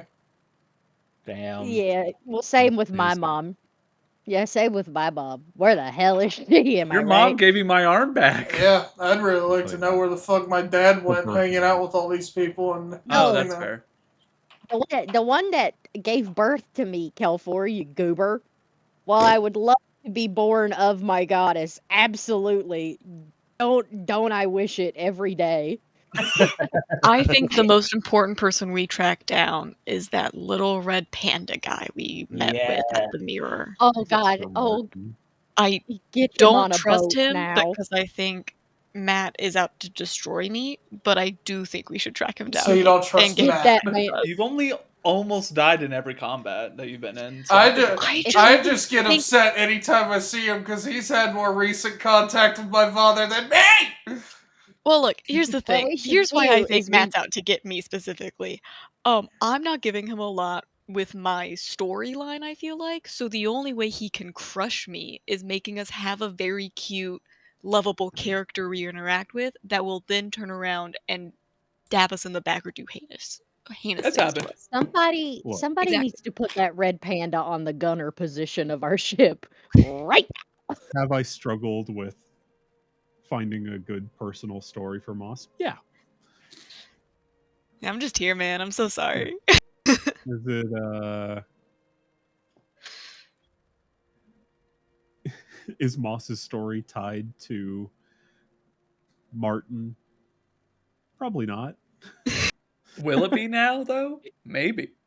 I mean, knows? you're gonna have a really you're Will I gonna make have a the really party happen upon those two gnomes with the goose at some point, but they're all slaughtered? Maybe. Oh, wait, Moss, I just had a genius idea. What if your story kind of went like the Green Goblin in the Sam Raimi Spider-Man film, where you just go insane? And you just start talking to yourself in the mirror because you saw your brother, and then you start seeing yourself, and you just start having an alternate identity. The red panda's not real. He's me. I can tell you that Moss is going to meet a very Moss is going to meet an NPC. Hopefully, it's very noticeable at the Witchlight Carnival that hopefully will strike a chord, especially with what she's all about. I mean, I could give you her name. I've mentioned it. You'll meet Tallulah. She's a tortoise person. Amazing. I love them. Yeah. Wow, that's awesome. Yeah, she's. I think Moss is gonna become a clown. And it's gonna be great. You fucking would make Moss a clown. Gonna multi-class into bard and become a clown. Wait a minute. Unfortunately, I can tell you at the Witchlight Carnival they are inundated with clowns. Yeah, I'm excited. Do not. It's Do a real not. circus out there. God, shut up. Yeah, but join the Witchlight Carnival. I'm not gonna do any of the storyline you have. I'm just gonna say, hey, I want to join. I want to be a clown. Yeah, I already have a. It's crazy how clown axolotl comes up almost immediately when you Google it. I think there's a lot of overlap. It's a very like cute They're a very niche. clownish race. Yeah, So yeah, I like mean, swish. if you want Matt and Julia, it would take me 45 minutes, especially with what I have written down for Tallulah's Oh. interaction with how she would go about Yeah, that's physically Moss. upon seeing Moss. Upon seeing Moss, she will have a darling interaction because of who she is, who she raised, and who she married. So, I can absolutely come up with something for Moss. Oh no. I can bing bang boom a story for Moss right away.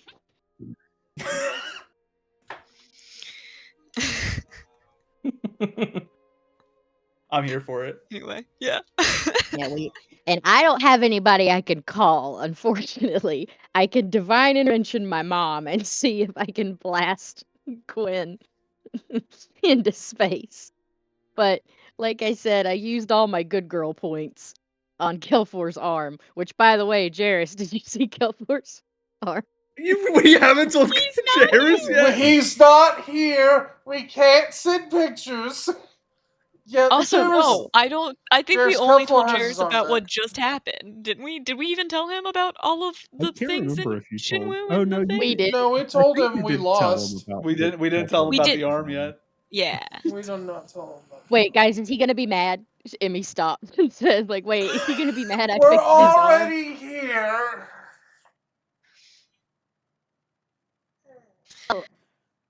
I guess it updated our situation, sir. Is I fixed Kelfor's arm. I hope that's okay. I fixed it. I'm glad to hear it. I called in a few All my favors. work. I called in a few Really? favors. Like you were gonna do. I thought it would save you some of the manpower, money, and time. You could Drax put it into suddenly different.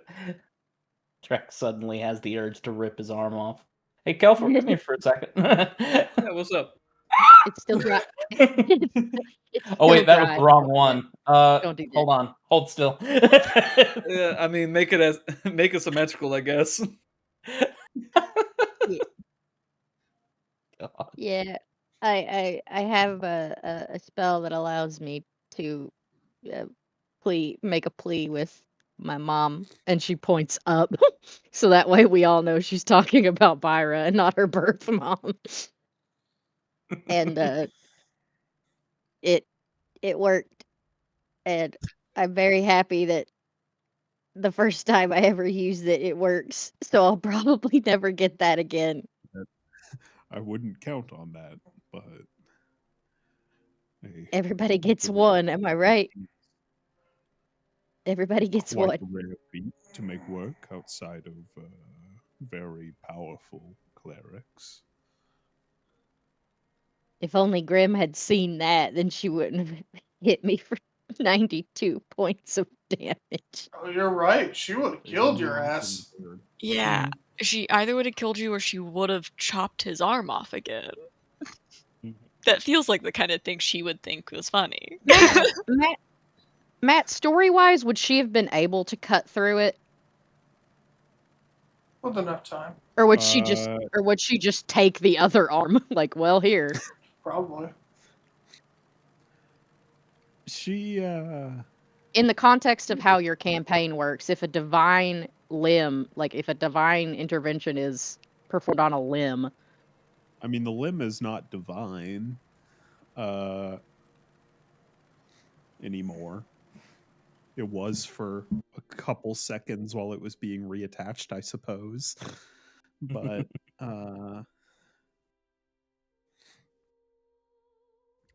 yeah, just an arm now. So yeah, she could have cut through it. But don't worry, I got that arm right back on. He kicked it a lot, so I had to fix it, and then we reattached it. But next time we'll come back even stronger. So if I get my arm cut off like 3 more times, it's gonna be a lot harder to cut off the next time. Yeah, it's like a Zenkai boost. Hell yeah! All right. But only for your arm. That actually is a fun ability for a character. Honestly. I mean, there is a world where that's what happens when Moss loses a limb. Grows back stronger.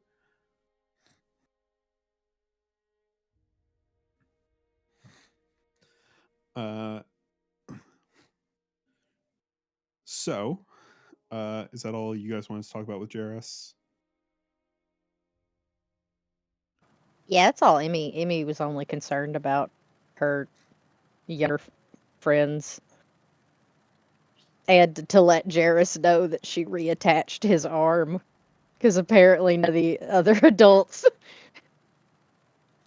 Yeah, Mouse was just here because they're an emotional coward. And it seemed like the easier conversation to have. Yeah. Unless Jairus has some kind of advice on what to do with this vacation he's given us, I think I've got everything covered. Man, we're supposed to be on vacation. And we are. We are. We just wanted to make a quick note. We're running an errand. I need to go get my fucking familiar back, okay? I'm going through a lot right now. I understand, but I'm not having fun yet. We gotta go do some vacation-y stuff. We're working on Do you, I don't know, have Find Familiar? No, I do not have the spell Find Familiar. I was going to look into it whenever we had everything else settled, but this having Midas brutally slaughtered by the Red Scarves kind of expedited that. He'll wave a finger and you see a tome pull out from a bookshelf and float onto the desk in front of you. So, there you go. You can transcribe that into your tome. Gotcha. Appreciate it. There you go. And yeah, I'll do that when I get a free moment. There we go. And now we could go do some vacation stuff, like get some airbrush T-shirts or ride a Ferris wheel. Or stare out It's gonna be great. stare out to the sea and try not to reflect on all the tragedy I've had to witness over the past 2 weeks. Big deal. We've all witnessed that too. Come on, let's get on the Ferris wheel. That's what you do on the Ferris wheel: is you stare out into nothingness and you It would change. reflect. Yeah. The height would change nothing. Exactly. The height would just remind me how small I am in this goddamned universe. The end of my rope is coming up, gang, and it's starting to look circular. Oh my god. That's funny. Ivanov, that's funny right there. Amy would say. So glad you can find enjoyment in it. Is that because I we mean, saw does that enjoy guy a bit of hanging? gallows humor, quite literally. It's but da da da da da. I'm so tired of me. I mean, I don't know how much longer I can go on. I'm so tired. He gets down on his knees. Yeah, that's what I was thinking. I'm so tired of me. Oh. He puts his head in her lap. She's like, all right, we got to get this guy on some teacups. Get him a funnel cake. Someone get this man some monkey bread stat. You ever heard of the ancient scribe bard Werner Herzog? That's me right now. I miss my youth, Emmy. I miss it, I miss it a lot. I'm gonna go now. It makes Well, it any Ivanoth better. is still in his prime youth. He's getting the most trauma. It would probably be like, I miss my innocence in me. I miss it a lot. Ivanoth is getting the most traumatic moment right as his brain is starting to finish. Yeah, just Well, on rub the some bright dirt on it. side, you're not Emmy. Yep. Yeah. You're gonna have a great time when you catch up to where I'm at. You're gonna have a great teenage years. It'll be a minute. Time I still flashes got in the that blink baby of an eye, voice. I still got that like baby grains in the voice. sand. You're a funny guy, you know that? You're a funny guy. I'm glad someone can find humor in my absolute despair. He starts blowing raspberries on your forehead. Just like Completely You know what they say, blank Ivanov? faced. Comedy is misery plus time. I used to and think. I'm gonna live a lot longer than you. And I'm gonna live a lot longer than you guys, so I got that in spades. My life's really looking like it's going to be a comedy. Guys, with how much shit we've been going through, it's gonna be all suns and rainbows after this, right? Yeah. There are no colors in the Right. rainbow. It is just a I got a spectrum lot of of black and misery white. and a lot of time. It is nothing but monochrome. Where's Ares? Where's Ares? He's Come back in get him, High Ares! Ares, come pick him up I like was a like, stray cat. Nevia as is an with armpit. us. Well, yeah, but that's not Nevia's job. I'm just sharing with you who else is with us. Wow. Okay. Hop on Moss. I'm like, I'm bigger than him, right? I can pick him up. Alright. Moss, carry this. Just holds Ivanov. Koala style. Here we go. Jairus, do you have the spell enlarge reduce so that way I may reduce myself to the size of an ant and not be seen by the world? You could just cast You know? invisible. I do, but You know I do, but I don't think I will. Okay. I don't recommend that as a coping mechanism. I've tried it. Okay. I will simply go invisible instead and just walk myself about 10 paces. No one will know where I went. Before you go, Miss Emmy, I received this for you. And he hands you a Please, please, please, letter please, please. sealed. Oh.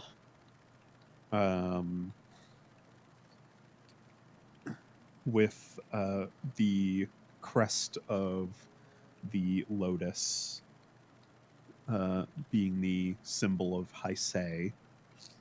Okay. I received some papers too, and I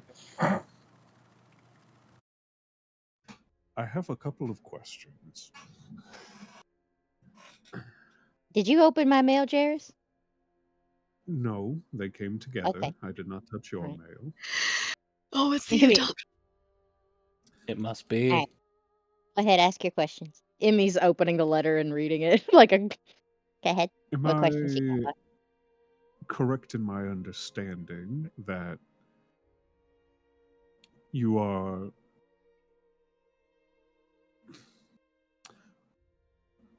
scheduled to be adopted by the Shogun of Shinwo? You know, I mean, that's the goal, boss. I'm gonna be honest. That's the goal. You guys see for the first time in the almost year that you have known Jairus a look of utter bewilderment. A smooth talker.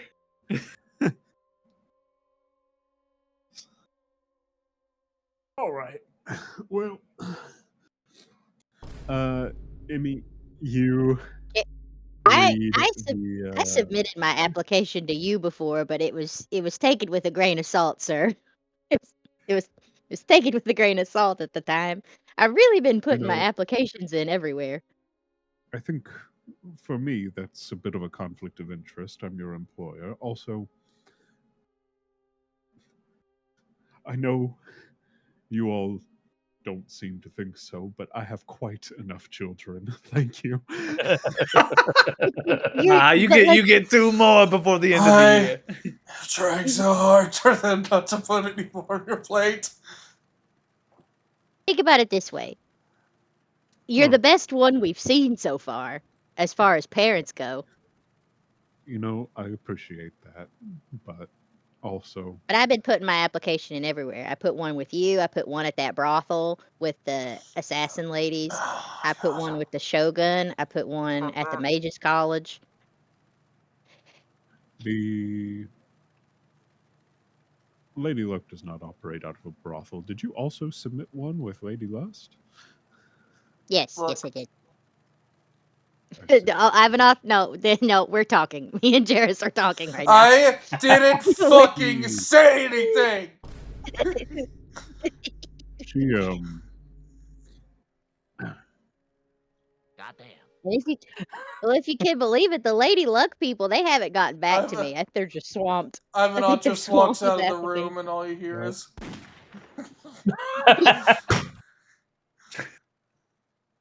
Ivanov shot himself again. Miss Arena, the owner of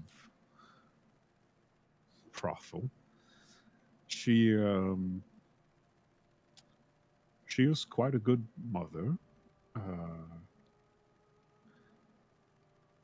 I'm not sure if she's looking for another child. That seems to be the case with everybody else I talk to, Jairus.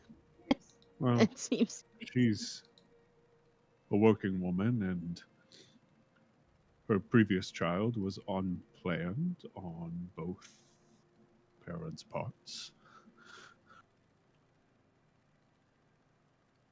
So,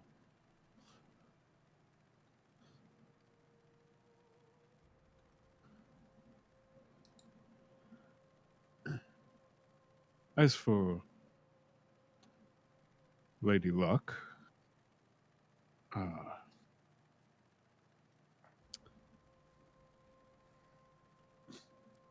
she doesn't strike me as much of a child woman.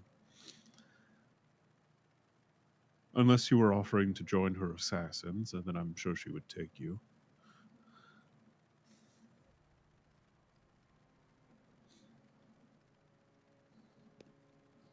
I even gave one to Doc. Well, that's understandable. What does that mean? What does that mean? She has a motherly aura about her. Yeah, Also, I've been putting because those bad as boys in we've everywhere. established by 30 times by now, you turn in your adoption papers to anyone. Acceptable. I don't turn them into anyone. I do not. I do not turn them into anyone. Anyone that is basically not directly in this party or our immediate working associates, sans our boss. You have tried to get to adopt you. I am rather I would. shocked that you have not submitted an application to Mr. Waldwin. I did that already. Ah,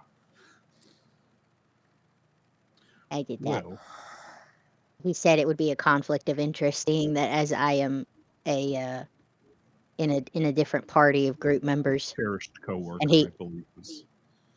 yeah, and also he already has trepidation about having Lala, I would imagine, but she advocates for her inclusion in the Slayers as well. Well, Lala's an adult. So her inclusion to the Slayers Guild was a bit easier to clear. A bit less red tape there.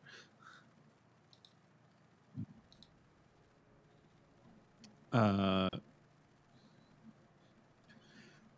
But you read the letter, and it is a request from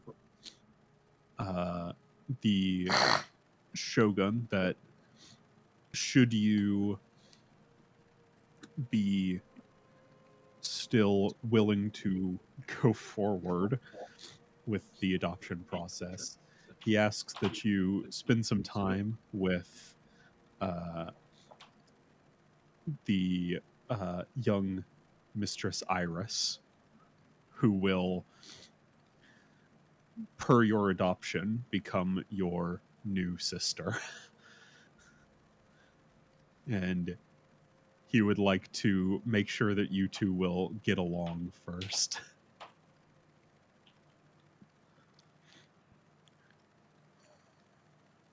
Well, this is great news. Honestly, this is better news than I could have asked for, guys. You got a This is the call first back. place. Yeah, a callback. This is the first place it's actually got back to me, guys. You're on the second round of interviews. That's great. I will say I think you've had at least 2 people you put in also quote unquote call you back and they said no, sorry. well, Drax's dad said he We're wasn't moving it. forward with another candidate. Yeah, Drax's dad says he wasn't interested. He got what he needed. He got his done right the first time. Where I think we're similar words that he said. He's pretty happy with the one he's got. Jairus doesn't want anymore. Lady Luck's too busy. It's a hard market. It's a real hard market out there right now. They want this job Right. market. I'd put you a good word in with my own father if he weren't out for milk and cigarettes.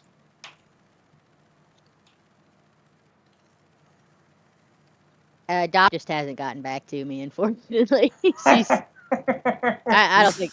I don't. I don't think. I don't think I'll hear back from her.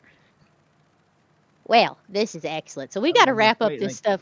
You're welcome over for milk and cookies whenever you'd like. As far as adoption goes, I don't really believe in the pen and paper so much. She'll just be Grandma Dop. Grandma Yeah. Dop. All right, guys. So I got a lot riding on this, so we got to get this king thing done. We got to get it wrapped. I mean, you have. Yeah. Yep. So now I'm fighting for you guys. Well, first it goes my goddess, you guys, and a family.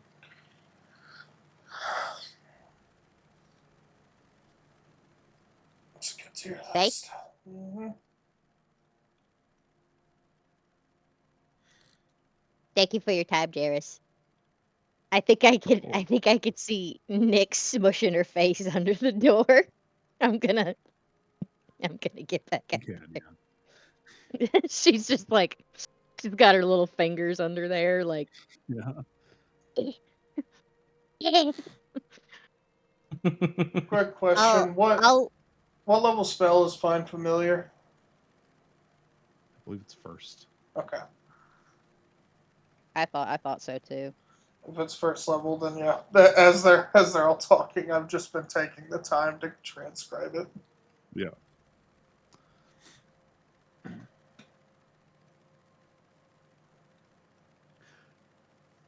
Miss Emmy, if you could also inform the Shogun that I am not your legal guardian. Am I your legal guardian? I think technically you are her legal guardian. You have what's called a guardianship. So You have what is called guardianship. I can change that though.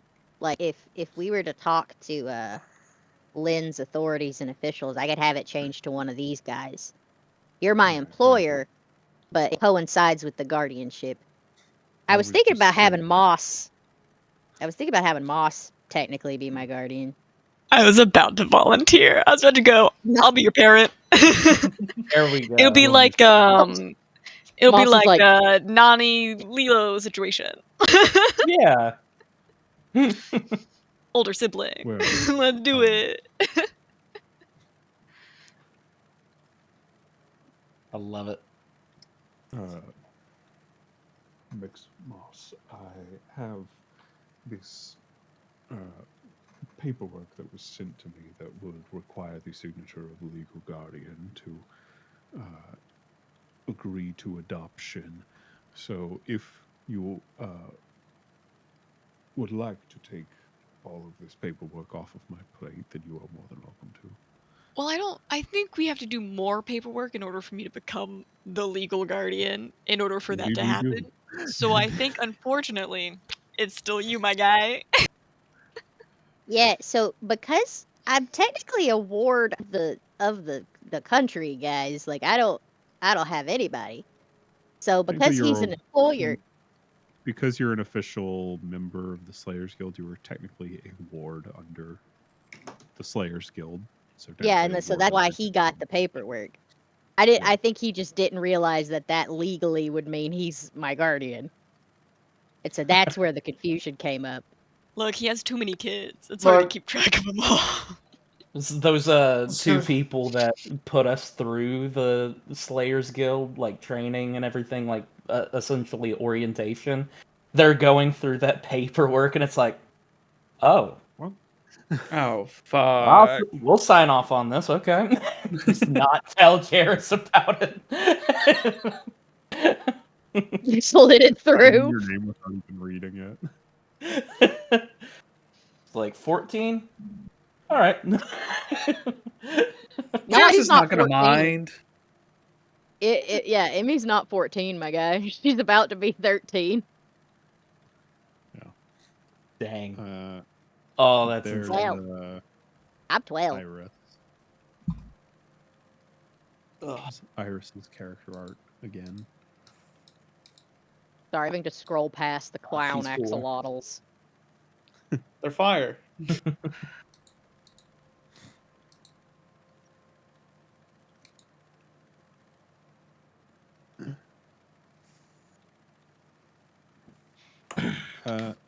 So something to do when you're back in High Say is spend some time with the person who could very well become your adopted sister. I mean, I could get along with anybody, right, guys? Right. All right.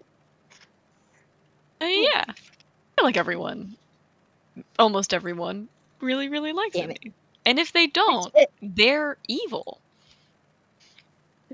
So I'm really just thinking of Lucian. I'm like, I don't know who else doesn't like you. I think it's just Lucian. Like Lucian? Lucian? Yeah, Lucian.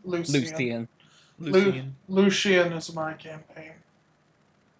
Yeah, that's the name he gave all of us. They're the same names. I don't know, you know? They're not the same name. Like they're spelled the same in my They're head, not, which makes them the same. Boy, if you think my spelling is a nightmare, wait till you play James's campaign. No, mine's a lot more reasonable, and I stand by that. Yours, Matt, is still the most insane. I mean, I'm fun fact, sorry. I just James, how spelled do you things how I spell think they should. your character's name Lux?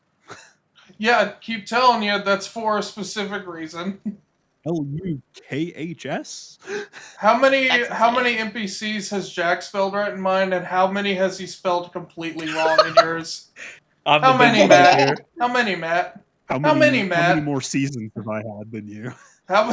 Bro, we've 2. It was that way since season 1 of yours and season 1 of mine. I think if we're comparing just season 1's, it's comparable. It's not. I like how only Emmy's last name has significant meaning, but when it comes to like every other character, I mean, I guess Aya, because her name translates to loud or obnoxious rabbit. So it's cool. I love, yeah, I love that you guys did naming conventions at all. Mm-hmm. I usually don't do naming conventions for my characters, but I did for James's campaign. For the Final Fantasy one, because last name Richter is for judgment. I mean, for Adams, I had to look up Knoll naming types because I hadn't even like it wasn't until Julia's character that I even cared about it. But Moss means the green shit that grows on trees. Yeah, I was And like, that makes so much just, sense. I really think more like water scummy moss, you know, Yeah. like on rocks, making Algae? Well, rocks slippery in Ax- the water. the axolotl race Algae. naming convention is exactly the same as knoll naming conventions. It's just a title based on their like heritage and surrounding features. So because they're little wet goobers, it's like it'll be like Octelio pond fiddle or something like that, or moss is perfectly acceptable. Just want a one moniker, you absolutely can. Oh, I just kind of assumed moss had some secret, more hard to say name that you know, like a And Chinese you name? Like yeah, like you they absolutely you can. immigrate to America and then you just have an easier for white I people to mean, say name. Jack's name is Dracul Klaugauth. It's one of those things where open invitation to any of all of you DMs where any character I ever make, you are 100% allowed to say, "Nah, your name is this," and I'll go, "Okay." What Emmy's was Well, like name is Emilia de Marais. I have to be able to say it. Yeah. It's the only caveat to that. And I don't know Yeah. those words you just said. It's French. Yeah. No. yeah, like I just What'd you say, Jeff? I don't know. Okay. That's our, My brain like it's our cue to flooded move out the on. moment. It's Yeah. 10:35. Yes. I would like to move on. Yeah. I'm tired. Yeah.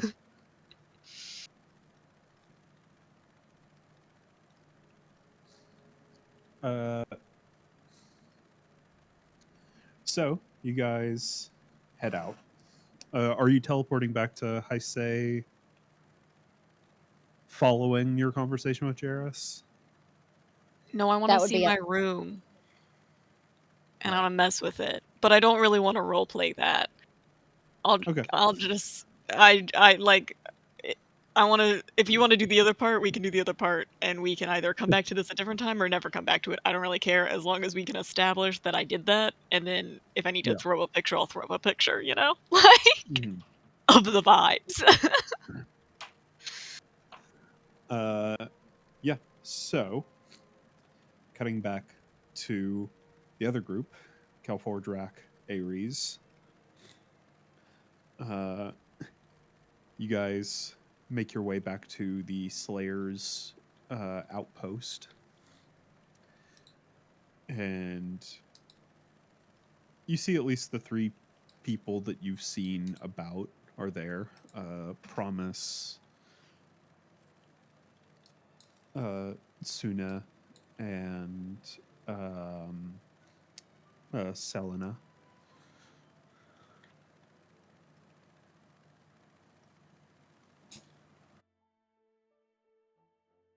come on, Ivan. Come, come on, guys, hop to it. Yeah. All right. I can lead the discussion if that's all right. Okay. All right. We got the two most smoothest motherfrickers out there. They'll do great. All right. So here's the. Ansem fucking died, guys. Sorry to tell you. I'll Hey kid, your dad's dead. you're gonna cry about it. So I'll go ahead and walk up to them, and go ahead and say, "Hey, we need to talk to you guys, and this is some pretty big news." uh, Promise and Sune will look at each other and then Promise will say, uh, sure. Should the little one be here? I am going to whisper because I don't know the little one that much. I don't know if the little one could handle probably finding out like her caregiver is just, um it's about Ansem. and it's not good news. Do you think she'll be able to handle it, or do you want us to maybe not deliver the news to her yet? Well, and they'll kind of look between each other and sort of just non-verbally, like,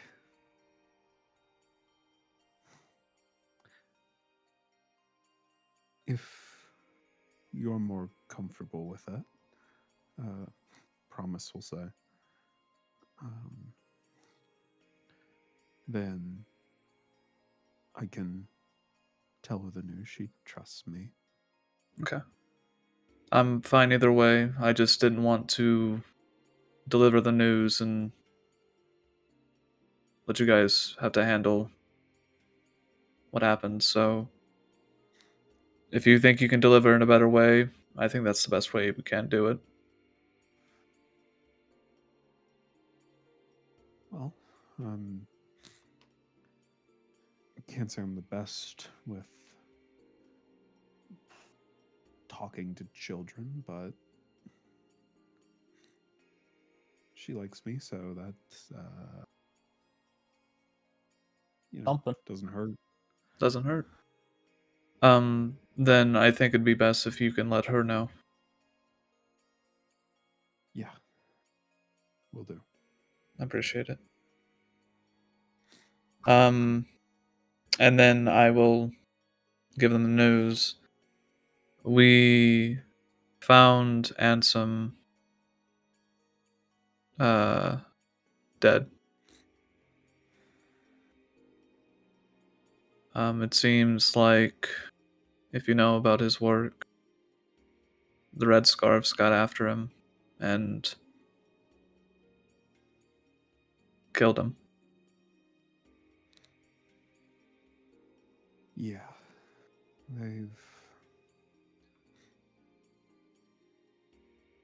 seen them around here a few times before. They've scoped out the place. A few have come in for a drink or two. But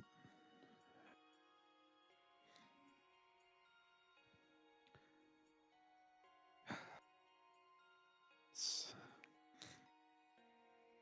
not surprising. He was, from what I understand, going through with his deal, reaching the end. So seems they were reaching their last opportunity to deal with that.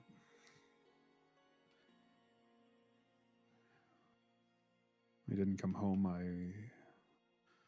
We kind of suspected that may have been the case, but I'm very sorry for your loss. oh, When we'll be all. I'm sorry. Not like we're not used to it. Our lines of work.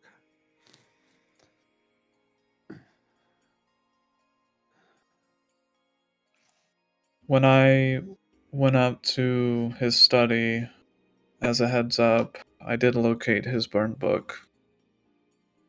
And I think if I had to guess, the Red Scarves are going to be trying to come back to this place to find anything. I see. Well, we'll do a cursory search just to make sure there's nothing else about. And if they do come by, we'll let them search to their heart's content. If there's nothing to find. If you need help searching, I can also help. I don't mind at all.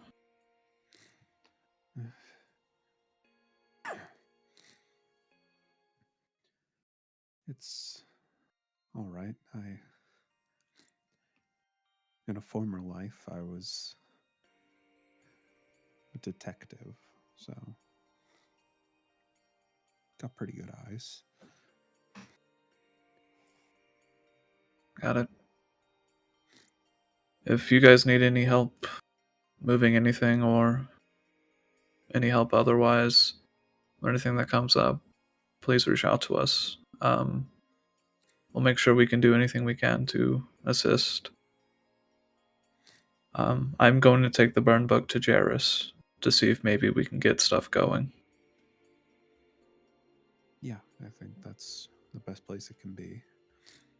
Not even the scarves are stupid enough to mess with Jarrus Allbridge, so. Is there anything you would question? Do we have Ansem's body, or was it just left on the ship hanging? It was left on the ship. Cool. Great. Crazy. Yeah, they cut him down after a certain point and like took his As you body guys away. were walking away, you saw his body get cut down. Okay. Did they keep it? Did they throw it overboard? Kelfor, you would know this. This is a Eat it. target that they won't want going back, being traced back to them. So they are going to, in all likelihood,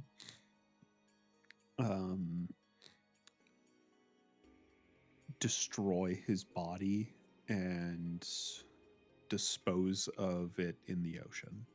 Mm-hmm. I will let them know that's most likely what's going to happen to the body, and apologize that we're not able to recover it. And It's all right. Yeah, Can't ask for too much when you're dealing with the scarves. He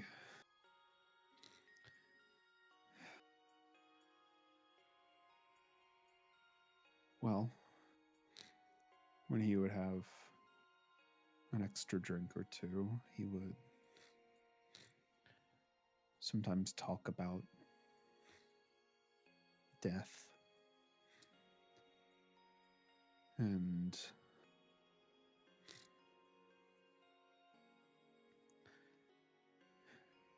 he would say that he was surprised it hadn't happened already, so I think he expected it to happen, just hoped that he could finish his work before it did.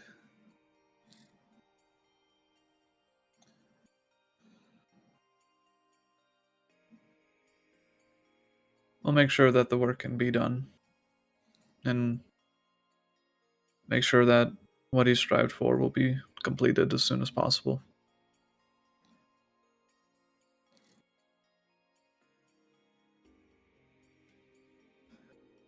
Well, I think you can leave that to Jarrus. He's quite the businessman and politician, and he needs to be. So I think you guys just stick to what you're best at and, well, let Jarrus do what he's best at. Gotcha.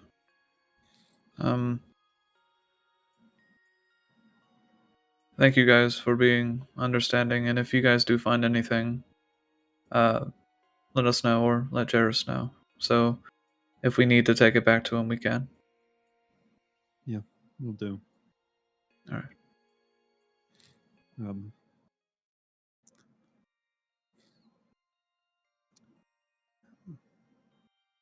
Thanks for looking for him and for finding him, finding out what happened. Yeah, it's something I've been doing for a bit, I guess. But You all take care, and please reach out if you need anything. Yeah.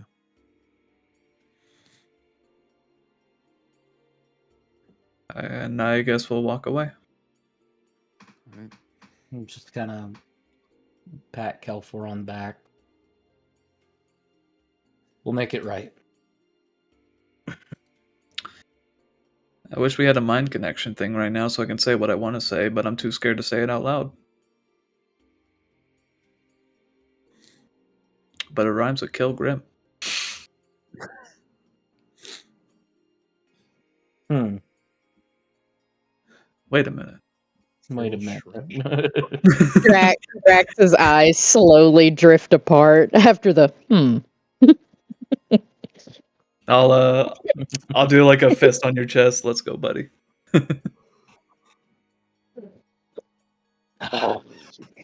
I bet the conversation with Jairus is going interestingly though. Probably a little bit, I don't know, less depressing. Possibly. There is It'd probably no go meaning. quicker too. There is no meaning in life. Everything is futile. We will all die a slow, painful death. Keep focusing on your spells, buddy. My cracked That's- psyche breaks into mirrors in the deep are only brine pools of my thoughts. For I Cuts can to no longer Emmy. think. It cuts to Emmy sitting crisscross applesauce with Ivanoth laying face down, and she's going over and through the contract that was sent to her, and she was just like, "Man, I gotta get a highlighter or something." And Ivanoth's like, There is no. just like, There is no Then highlight cuts to to life. Moss just having a great time organizing their room. Organizing picking the out room. bedspreads, picking out wallpaper, Looking picking at out the clown rugs. outfit and being like, maybe. There is no highlight to life. Only the red markings on the page, which outline our mistakes. Do you know Our anything first about mistake was our first breath. Do you know anything about document writing, Ivanoth? That seems like something you wizards would know. Unfortunately, a writing little too documents. much. I am currently writing my will as we speak. See, I'm basically wanting to devise a counter offer, as it were.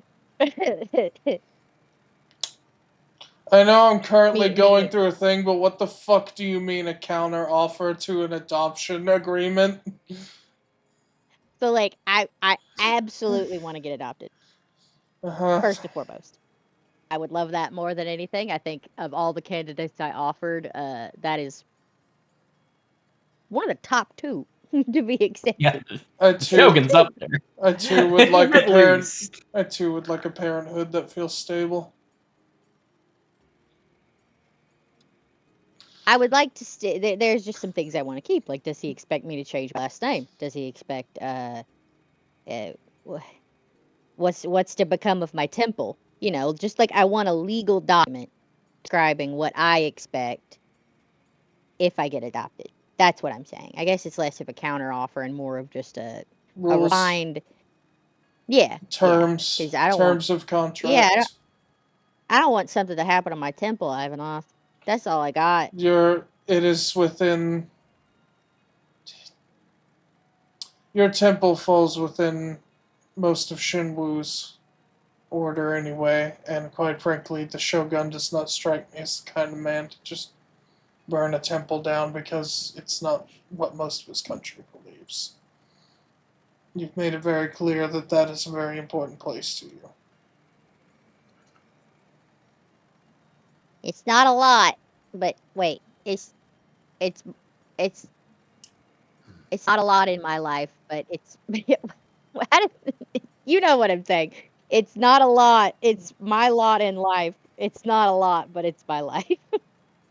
Yeah. Yeah. And he cuts to Nyx, and Nyx is like poking you with a stick.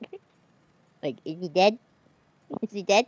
I could only wish Inside. to be. There is no relief but the sweet release of death. Don't I know it, bud? Don't I know it? Speaking the truth. I hope Kelor and Jack are okay.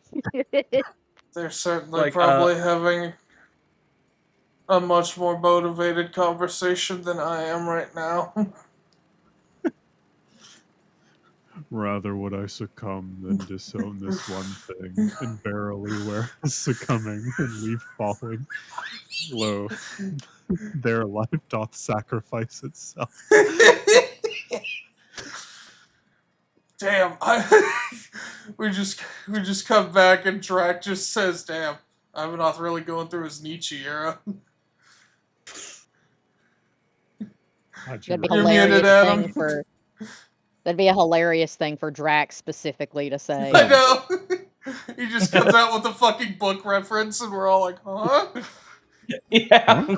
Like, oh yeah, I picked Drek up is on actually a follower of Jungian psychology. Hey, Drek, I think a good stance in the world is absurdism. Everything's meaningless, but yet I venture on. Everything is meaningless. Yeah, I see no point to continue. Everything is that's meaningless. Might as well be that's nice. nihilism. Yeah, that's nihilism. For me, Piper in real life follows Nile a these fine nuts. yeah, shut the. that is How the am I- that is the purpose. yeah. Real life Piper, funnily enough, follows a 50-50 of ethical hedonism and absurdism. Specifically ethical hedonism in the sense that I'm not just like going out there and like plastic straws and throwing them in the ocean. I'm javelin throwing them into some turtles' Into some noses. turtles. Like I believe in like and screaming nothing matters. yeah. Like I like, I'll make myself the second cup of coffee because I think I deserve it. I'll yeah, Damn, what a complete opposite of real life James. What a heathen. yeah. Yeah, I believe in ethical hedonism and absurdism. I'm a absurdist all the way. I love it. Jack, high And five. that's my reason. That's just a friend's Jack is Kasim. I don't know if I've really taken the time to think about my Holy shit. I thought You of should. I thought of what my life thing was, and then I heard about absurdism, and I was like, well, that's it. Yeah. Jack, Absurdism is yeah, I life. had the description, and I got the name. yeah, Adam, if you I'm a- if you want theology and like freaking philosophy. philosophy and theology, I got my bookshelves are manga, horror, cooking, and uh theology and philosophy. Look right there. My Just Right. right in between all that. Yeah, it's right next to my VHS tape of Kiki's Delivery Service. Yo, that's Right fire. there. That's Yeah, it's fire. right there. I'm I have a big lot fan of Nietzsche's nihilism of I mean, his famous quote that people only quote half of, but I like the full quote of "To live is to suffer, to survive is to find meaning in the suffering." he's actually the only Ivanhoth's that really quote only is hitting that first half right now. Yeah. that is my I favorite won't say that's not a theme of the campaign. Is that line? Oh no. I wouldn't have guessed. that is the single favorite thing I have when it comes to nihilism is his specific I love his I view guess on nihilism, like doctrine. optimistic nihilism. Optimistic nihilism. I thought that's nihilism. absurdism. Absurdism is coming to terms with Yes. everything being meaningless, but even though not. Absurdism it is finding the turnaround. It is essentially optimistic nihilism, the turnaround nihilism. Yeah. Like they both existed before. Like another guy I have so much literature on is Diogenes. But Diogenes! Why was he allowed out of the house? Why was he allowed to Bro. talk to people? So that way Alexander I the can Great make a wanted to be statue of him. Diogenes. Is there like a specific thing for aggressive positivity? Because that Yes. is something that I fall into a lot. Like there will be a Not lot of from a times ton of philosophers. There's a lot of philosophies about positivity. but I'm talking about being aggressive about it. It's like you have a damn good day, damn it. Hey, have a good day. No, I said have a good day. Like you've got another day That's on right. this earth. Yeah. You better make the most of it. Yeah, it's A called lot of the being philosophy insufferable. A lot of the philosophies I've studied Good night, are everybody. like nihilism, absurdism, a bit of like old Aurelian stoicism kind of thing. So I don't know. A lot of the people I've studied are deeply sad people. Yeah. Well, When it that's comes kind of why most of the people go into philosophy, right? Yeah, Mm. that doctrine of thinking, Adam, moving away from philosophy and towards just positive psychology, because uh hedonism was the innate study and the innate like advocation for do what makes you happy. Be happy we're alive. We're living, we're on this earth, which is where I love hedonism because I am an objectively like I am a sensory seeking, I am a dopamine seeking person, and I love that. However, it's like the ethical consumption under capitalism. There's no such thing. With Yeah. hedonism, you draw that line of like, well, hey, if I just went around like doing everything that I did because it made me feel good, that's fucked up. Yeah. 100%. But if you want positive psychology books, I have them. It's I'm getting my called master's. Green So yeah, Eggs and Ham. Oh, the places you'll go. Oh, the places you'll go. utilitarianism seems to be the sole opposite of it. I feel like I'm Yeah. like right in the middle of that Well- because listen, I have a goal of having a good time. It's one of those things where my emotion is to reach my goals. Like they coincide for me at least.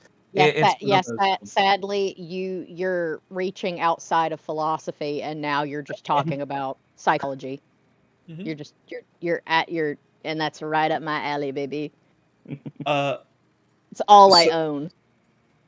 Matt, do we want to wrap up? Because I would love to get discussions more about this. I'm sorry. We can, yeah. We apologize, I- Matt. We love you. Sorry. I'm sorry, Matt. It's all right. We're gonna lock No, the you're fuck good. in next week, alright guys? Fun session. I I'm promise. gonna I'm I'm claiming going I'm the I'm main. going to get militant on you. We need to get Matt to the end of this campaign. So, I am at a place of my checklist for things is getting pretty thin. For things that I want to cover during your break period. If you guys want just some more time to like be chill and happy before things get dour again, that's a-okay with me. Or if you guys just want to push to the end, then I can get us to the end in 2 sessions. I promise I'll keep my mic muted unless someone is directly talking with it. That's all right. Play like a sound clip and then What are you guys feeling on that? I would say at this point in time, Kelfor is not in the mood to have a good time. Okay. So Ivanhoe's Kelfor is not on the either, but he needs to talk to someone or he's going to lose it. Okay. you could talk to Emmy. I don't know is if he wants to genuinely put what's on his mind. I don't care that he's been traveling with Emmy for almost a year. He does not want to put this on a 12-year-old right now. That's fair. when it Raucous thinking when it bending thing. when it comes to who is innately in tune with the trials and regrets, Emmy has seen the most of any of you guys. Maybe Kelfor would be a good contender for it as a pirate and having had I think- seen a lot of turmoil. I think Emmy is the best read on that. I think Kelfor has the best experience on that. Look, Moss will hit you with Ivanoth the, is that's rough, buddy. Ivanoth is Damn. extremely well aware that Emmy is extremely smart about stuff like this. Emmy is also 12 years old, and it hurts Ivanov more than anything to see someone he considers family who is a child go through all the stuff she goes through. But those are my turmoils, not yours. I seek to alleviate yours. I don't Hear me want out. you to have to carry anything, even if you don't show it outwardly. You should carry the burden of your friends like I do. So No. hear me out then. We'll have a therapy session while Emmy goes plays with Nyx. Fine with me. Have you Yeah. ever heard of like a Nyx is intervention kind of style? like puppy therapy. Yeah. Um, Emmy can be in the room. yeah. On a whole, Moss doesn't super understand why you're taking a break. These mages seem like a big old deal, and we should maybe keep doing stuff with them. Well, Jarrus is there are other members of the Slayers Guild who are still working. Jarrus is giving you this break to look out for your mental health. Even a though good Emmy boss. also Moss said what Moss Emmy- said. No, Yeah, Emmy that's a also big believes that's that- a big 50% in Ivanov's mind is I cannot rest until our job is done. I don't care. That's 100% Emmy also- Kelfor's I mind. don't care if it takes Yeah. 800 years. I am a failure unless I do what I need to do. Well, He's not doing great.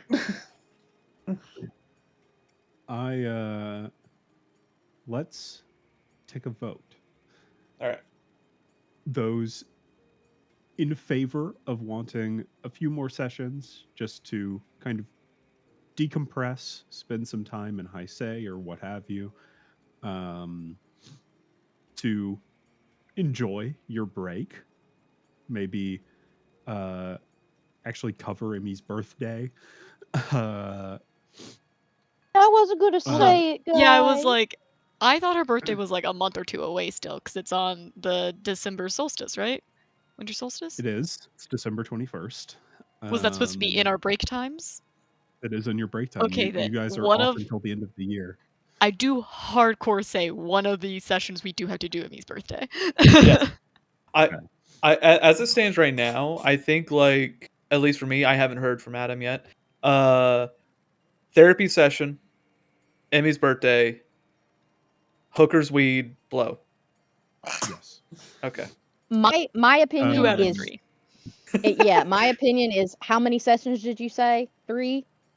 If we move into the final section, which will take place at the end of the year, at the end of your break, then by my plan, that is 2 sessions.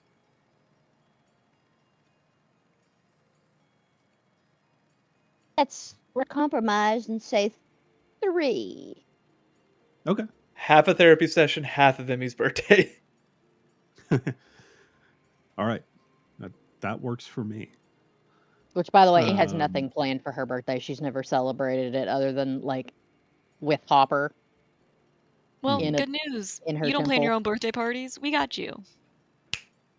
Like she knows how to bake a cake, and it looks like Ruby's cake from Max and Ruby. It's like pink, and it's got the sprinkles and the yellow dollops. And she's like, "Ta-da!" Bro just asked me to remember what the cake from Max and Ruby looks like. Yeah, Well, there's 2. So there's Max's cake, which is the mud one filled with worms and remember the topped mud with cake. the red gushers, and then there's the cake that Ruby makes. Max always pissed me off as a kid, and I don't know why. I would like to say I always thought Ruby was kind of a stick in the mud. Anyway. I would like to say Moss definitely knows how to bake cakes. I like to think that Moss was always in charge of party planning, and Yeah, I also you had like to to make think all of that your siblings' cake. I would like to think the entire clutch hatches on the same day though. So it's also Moss's birthday. They're just in charge of planning. So we do have a Max and Ruby cake. We have it mixed together. Yeah, like when 'Cause Emmy I was a think that's kid, funny. like so Hopper made Ruby's cake, and Emmy for her birthday made Max's cake, and she was like, "Yay!" And Hopper's like, "Yeah, I guess I'll take a bite of that one too." Yum yum yum yum. So You're muted, we Adam. want Every time. Sorry. Yeah, no, that right side of the cake is definitely Emmy's, no doubt. The gummy worms, Yeah, come on. Those are real worms. What? wait till Amy learns about gummy worms, though. It's over. Amy will be diabetic by age 15. So one more session to cover the break, and then move into the finale. Okay. Yeah. Okay, Sounds good. sounds I'm good to down. me. All right. That'll get us at 50. Cool. So that is true. Mhm. I suggested Well, it. that won't be the finale, but that is a good episode. Um,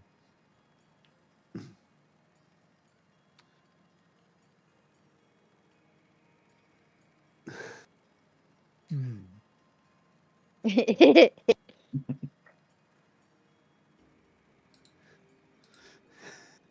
You good? trying to find my thought. Um, so found it. Hell yeah. Good job, buddy.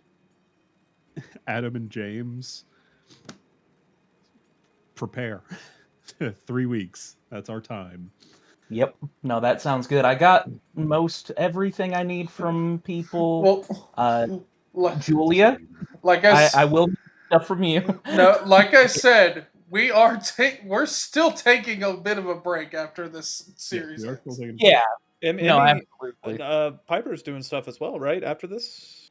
If so, here's the thing: is I think with the type of campaign that we are in currently, Hmm. it fits your guys' creativity to have a break.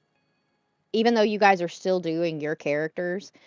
And I want Matt to get to have some time because he gets to be a player and Well, I he will be a gets to, player. yeah, I'll and he come. gets to be a really important one for getting you guys in and out. And we still haven't decided if he is even going to. There's the carnival and there's the Feywild. He gets to Mhm. decide if his character is like gets to the door and is like, no, fuck you guys, I'm not going in there. Or if he's like, yeah, I equip him with the tools to get you guys in and out. Because none of Mhm. you guys are innately Feywild beings. Emmy is. And The Emmy character in the I'll be playing. Feywild, yes. So that's another thing of why I was like, when he sent me the two options, I was like, hey, pick the one that has the Feywild background. And so it benefits you guys. And so if my silly, goofy little 4 episode, I basically was like, it can be 4 to 6. 3 is ideal, but 4 is more practical. It'll be 6. Okay. And that's perfectly fine. But like I said, you guys are still playing your characters. Matt is the only one that has any sort of change. You'll get to Yeah. you'll get to see characters that have been in other campaigns. Like you'll get to meet Juniper. Juniper's going to be there as they are directly after their escape. So you'll get to see them. I mean, they're not going to talk to you, but you'll get to see them. And I want you guys to have fun with it. It is not a fight heavy campaign. I do not Very recommend. challenging. I do not recommend. And that's why I want specifically characters like Inoth and Kelfor who are strategic leaning to have the moments of thinking outside the realm of combat. And I want but we obviously have combat for focused people in this room. Drac. Drac is probably going to be real bored unless I can work on some things for him to do in the Feywild. At the carnival, he'll have a lot to do. He'll be given an iPad basically. He's got I think Drax's gonna go insane. I can still try to think outside the box. It's Yeah. like the box may look more like a circle when I draw it, but I'm gonna think outside of it. He's Yeah. gonna beat the shit out of that box. Yeah. At the carnival, I anticipate Ivanov, Kelfor, and Drac to be a shoe-in for the position of the like Carnival Star, which is like the two archfey that run the circus pick a contender for the star. Like the one that won the carnival that brought people the most joy to see. And you've got the fast, the strong, and the smart. So and then Moss will get to meet a potentially story-driven NPC. Oh, that I- exciting! Because I was like, if you don't mention me, you're summoning me being a chaos element, and I will be into it. Yes.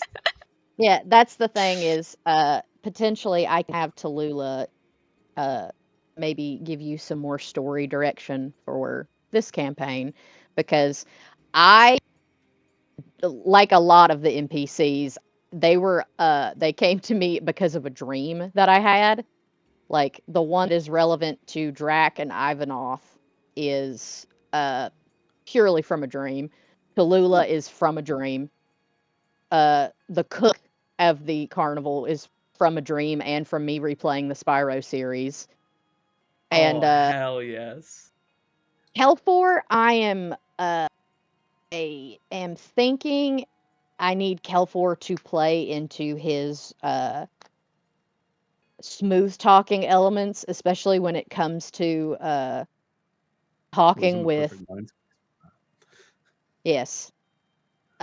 Stealth is a really big thing, especially at the Witchlight Carnival.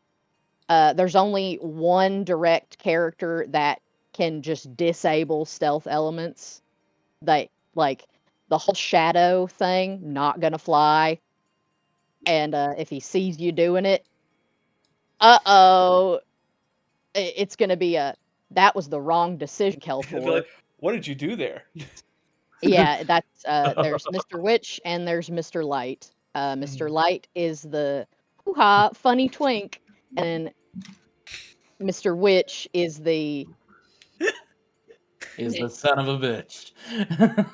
he's a great guy. He's great. It's just he's the boogeyman. You sneak, and they're like, "Excuse me, sir. Can you check under your foreskin?" Yeah, of course. Well, it's like there's performers and then there's staff at the carnival. Mr. Witch is in charge of the staff. Mr. Light is in charge of the performers. And something that Kelfor will be great with is the stage hands, the bodyguards, for example. Juniper is a bodyguard.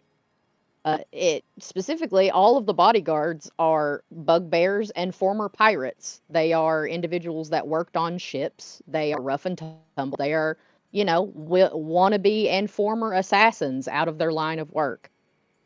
So Kelfor might stick around, actually.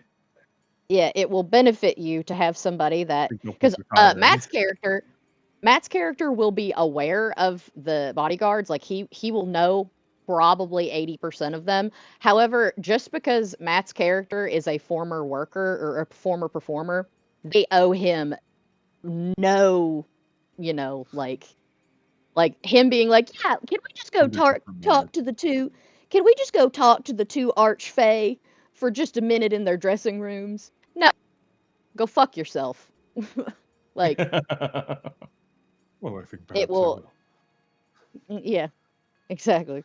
So, and plus, Matt will get to come up with a twink voice, which I know he's been wanting to do outside of who we talk to. the voice that I'm going to do for exactly. him. Greetings, welcome to Witchlight Carnival. Welcome and to it's my great. carnival. It's great. I love it. And what's up? And he can maybe what's up? But keep in mind you need to think outside of the box. You can go into the Witchlight Carnival for free, or you can go under Fey packs, which are mostly and mildly harmless.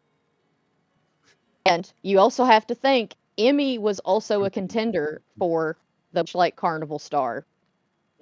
So, because she did do everything there is to do in the carnival 3 times. Is there karaoke? There is karaoke, actually. Yes. I mean, Hell for it. technically has the charisma for it. It's true. There is a karaoke area. It was largely the karaoke area is also next to the game show place, which Ivanoff or James has helped me kindly given me some ideas for the NPC that will be in charge of that. It has Hell yeah. completely replaced the poetry place because I hate it. I think it's dumb. It does not spark joy. If you're using the NPC I gave you for that, you're gonna have to talk about some of the games I have with me. Yeah. Ivanov in his current mental state would be great for the poetry place. Yeah, I Nah, got he would rid just be of using stolen shit anyway. I got rid of the poetry element because while I can do iambic pentameter and haikus, I don't like such a strict confinement for you guys to win that area. I don't think it's fun for you. I mean, it might be fun for like, those of us that are theater kids. But Yep. there is a if you guys want a surefire way to talk to the Archfey without having to have Kelfor, smooth and schmooze. The doing the stuff at the carnival and doing it extremely well because mind you, Emmy did not win the custard eating contest 3 times. She just participated in it 3 times despite being comatose each after the rounds. She only made it through 2 rounds, first and second, and then the first round on the third. At that point, she was barred from competing for health. I'm here It'll for be it. fun. I'm It'll looking forward to fun, it. but it does not have to happen right after this. If this is something that happens after Adams, this is something that happens I after was going to say, James's. I think the best place for it might be just to give all of us a little break from playing these same characters. Maybe have that be like the sort of lead into season 5 when you get to that. Okay. Looking forward to it. Or in between, depending on Yeah. how many seasons of such we do. It also gives you, Matt, a break, a Yeah, fun which I need. exercise to stretch your legs before you get back into this, Mhm. And which is good for all of us. I'm ready for the end of the season. I'll tell you guys now. If we think just because I have 2 episodes of story left, I'm not ready for them. I have for those 2 episodes, I have 3 monologues written out. So, This entire campaign is nothing but monologues for me. Yeah. I'm I playing. use surprisingly few. This season, The Grim monologue, I had the Grim the monologue. Malaire monologue. I didn't write out the Malaire monologue. That was off the dome. Hell yeah. Uh, There's a Gwen one as well, I think. Gwen's was also off the dome. Yeah. I haven't had a ton of written monologues. I have several, but they just haven't come up yet. Most recent was the Grim monologue last session, but I have 3 written out for those last 2 episodes. So, Hell yeah. I do want to ask Matt, obviously there's no more health potions that we're allowed to buy.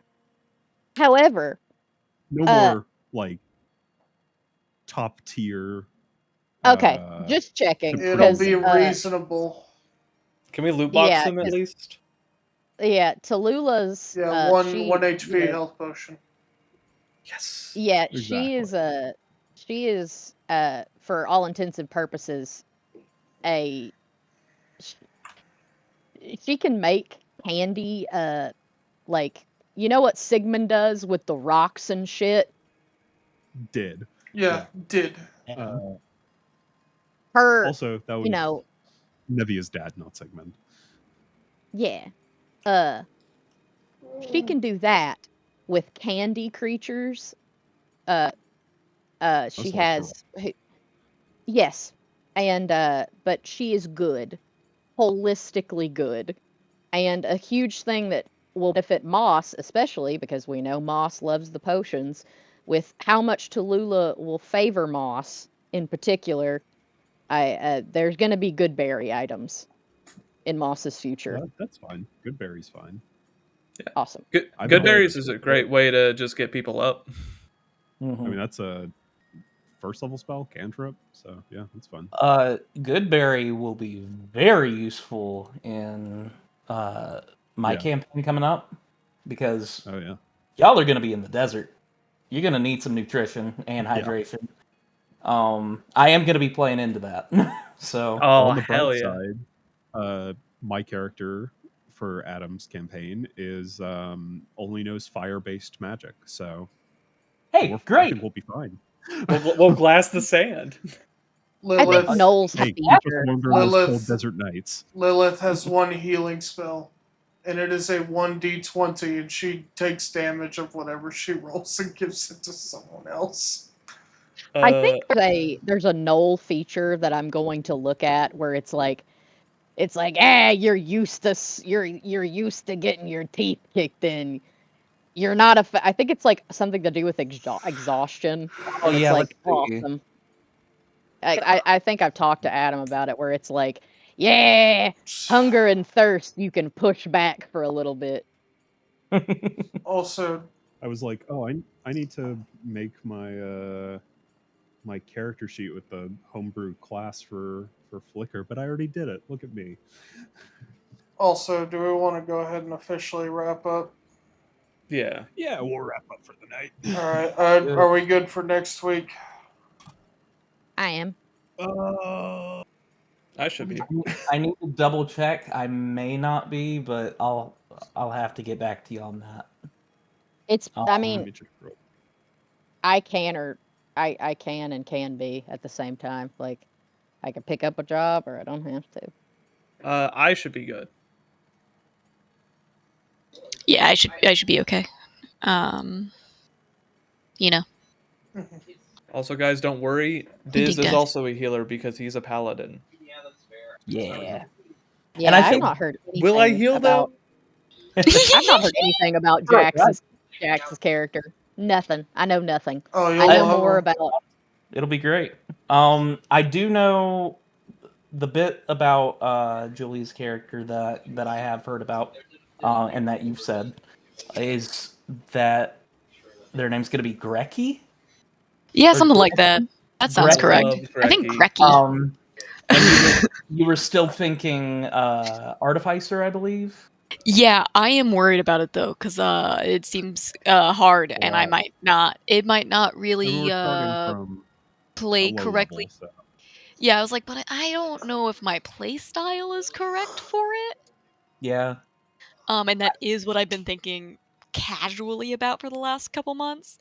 I get you. But I was gonna look more into it. I know I did look into it a little bit, but that was my brain is mush. I can't describe to you guys how busy I am all of the time. And on that My note, brain is dying. we'll see y'all next week. Good See you Have night. a good guys. night, everyone. Bye.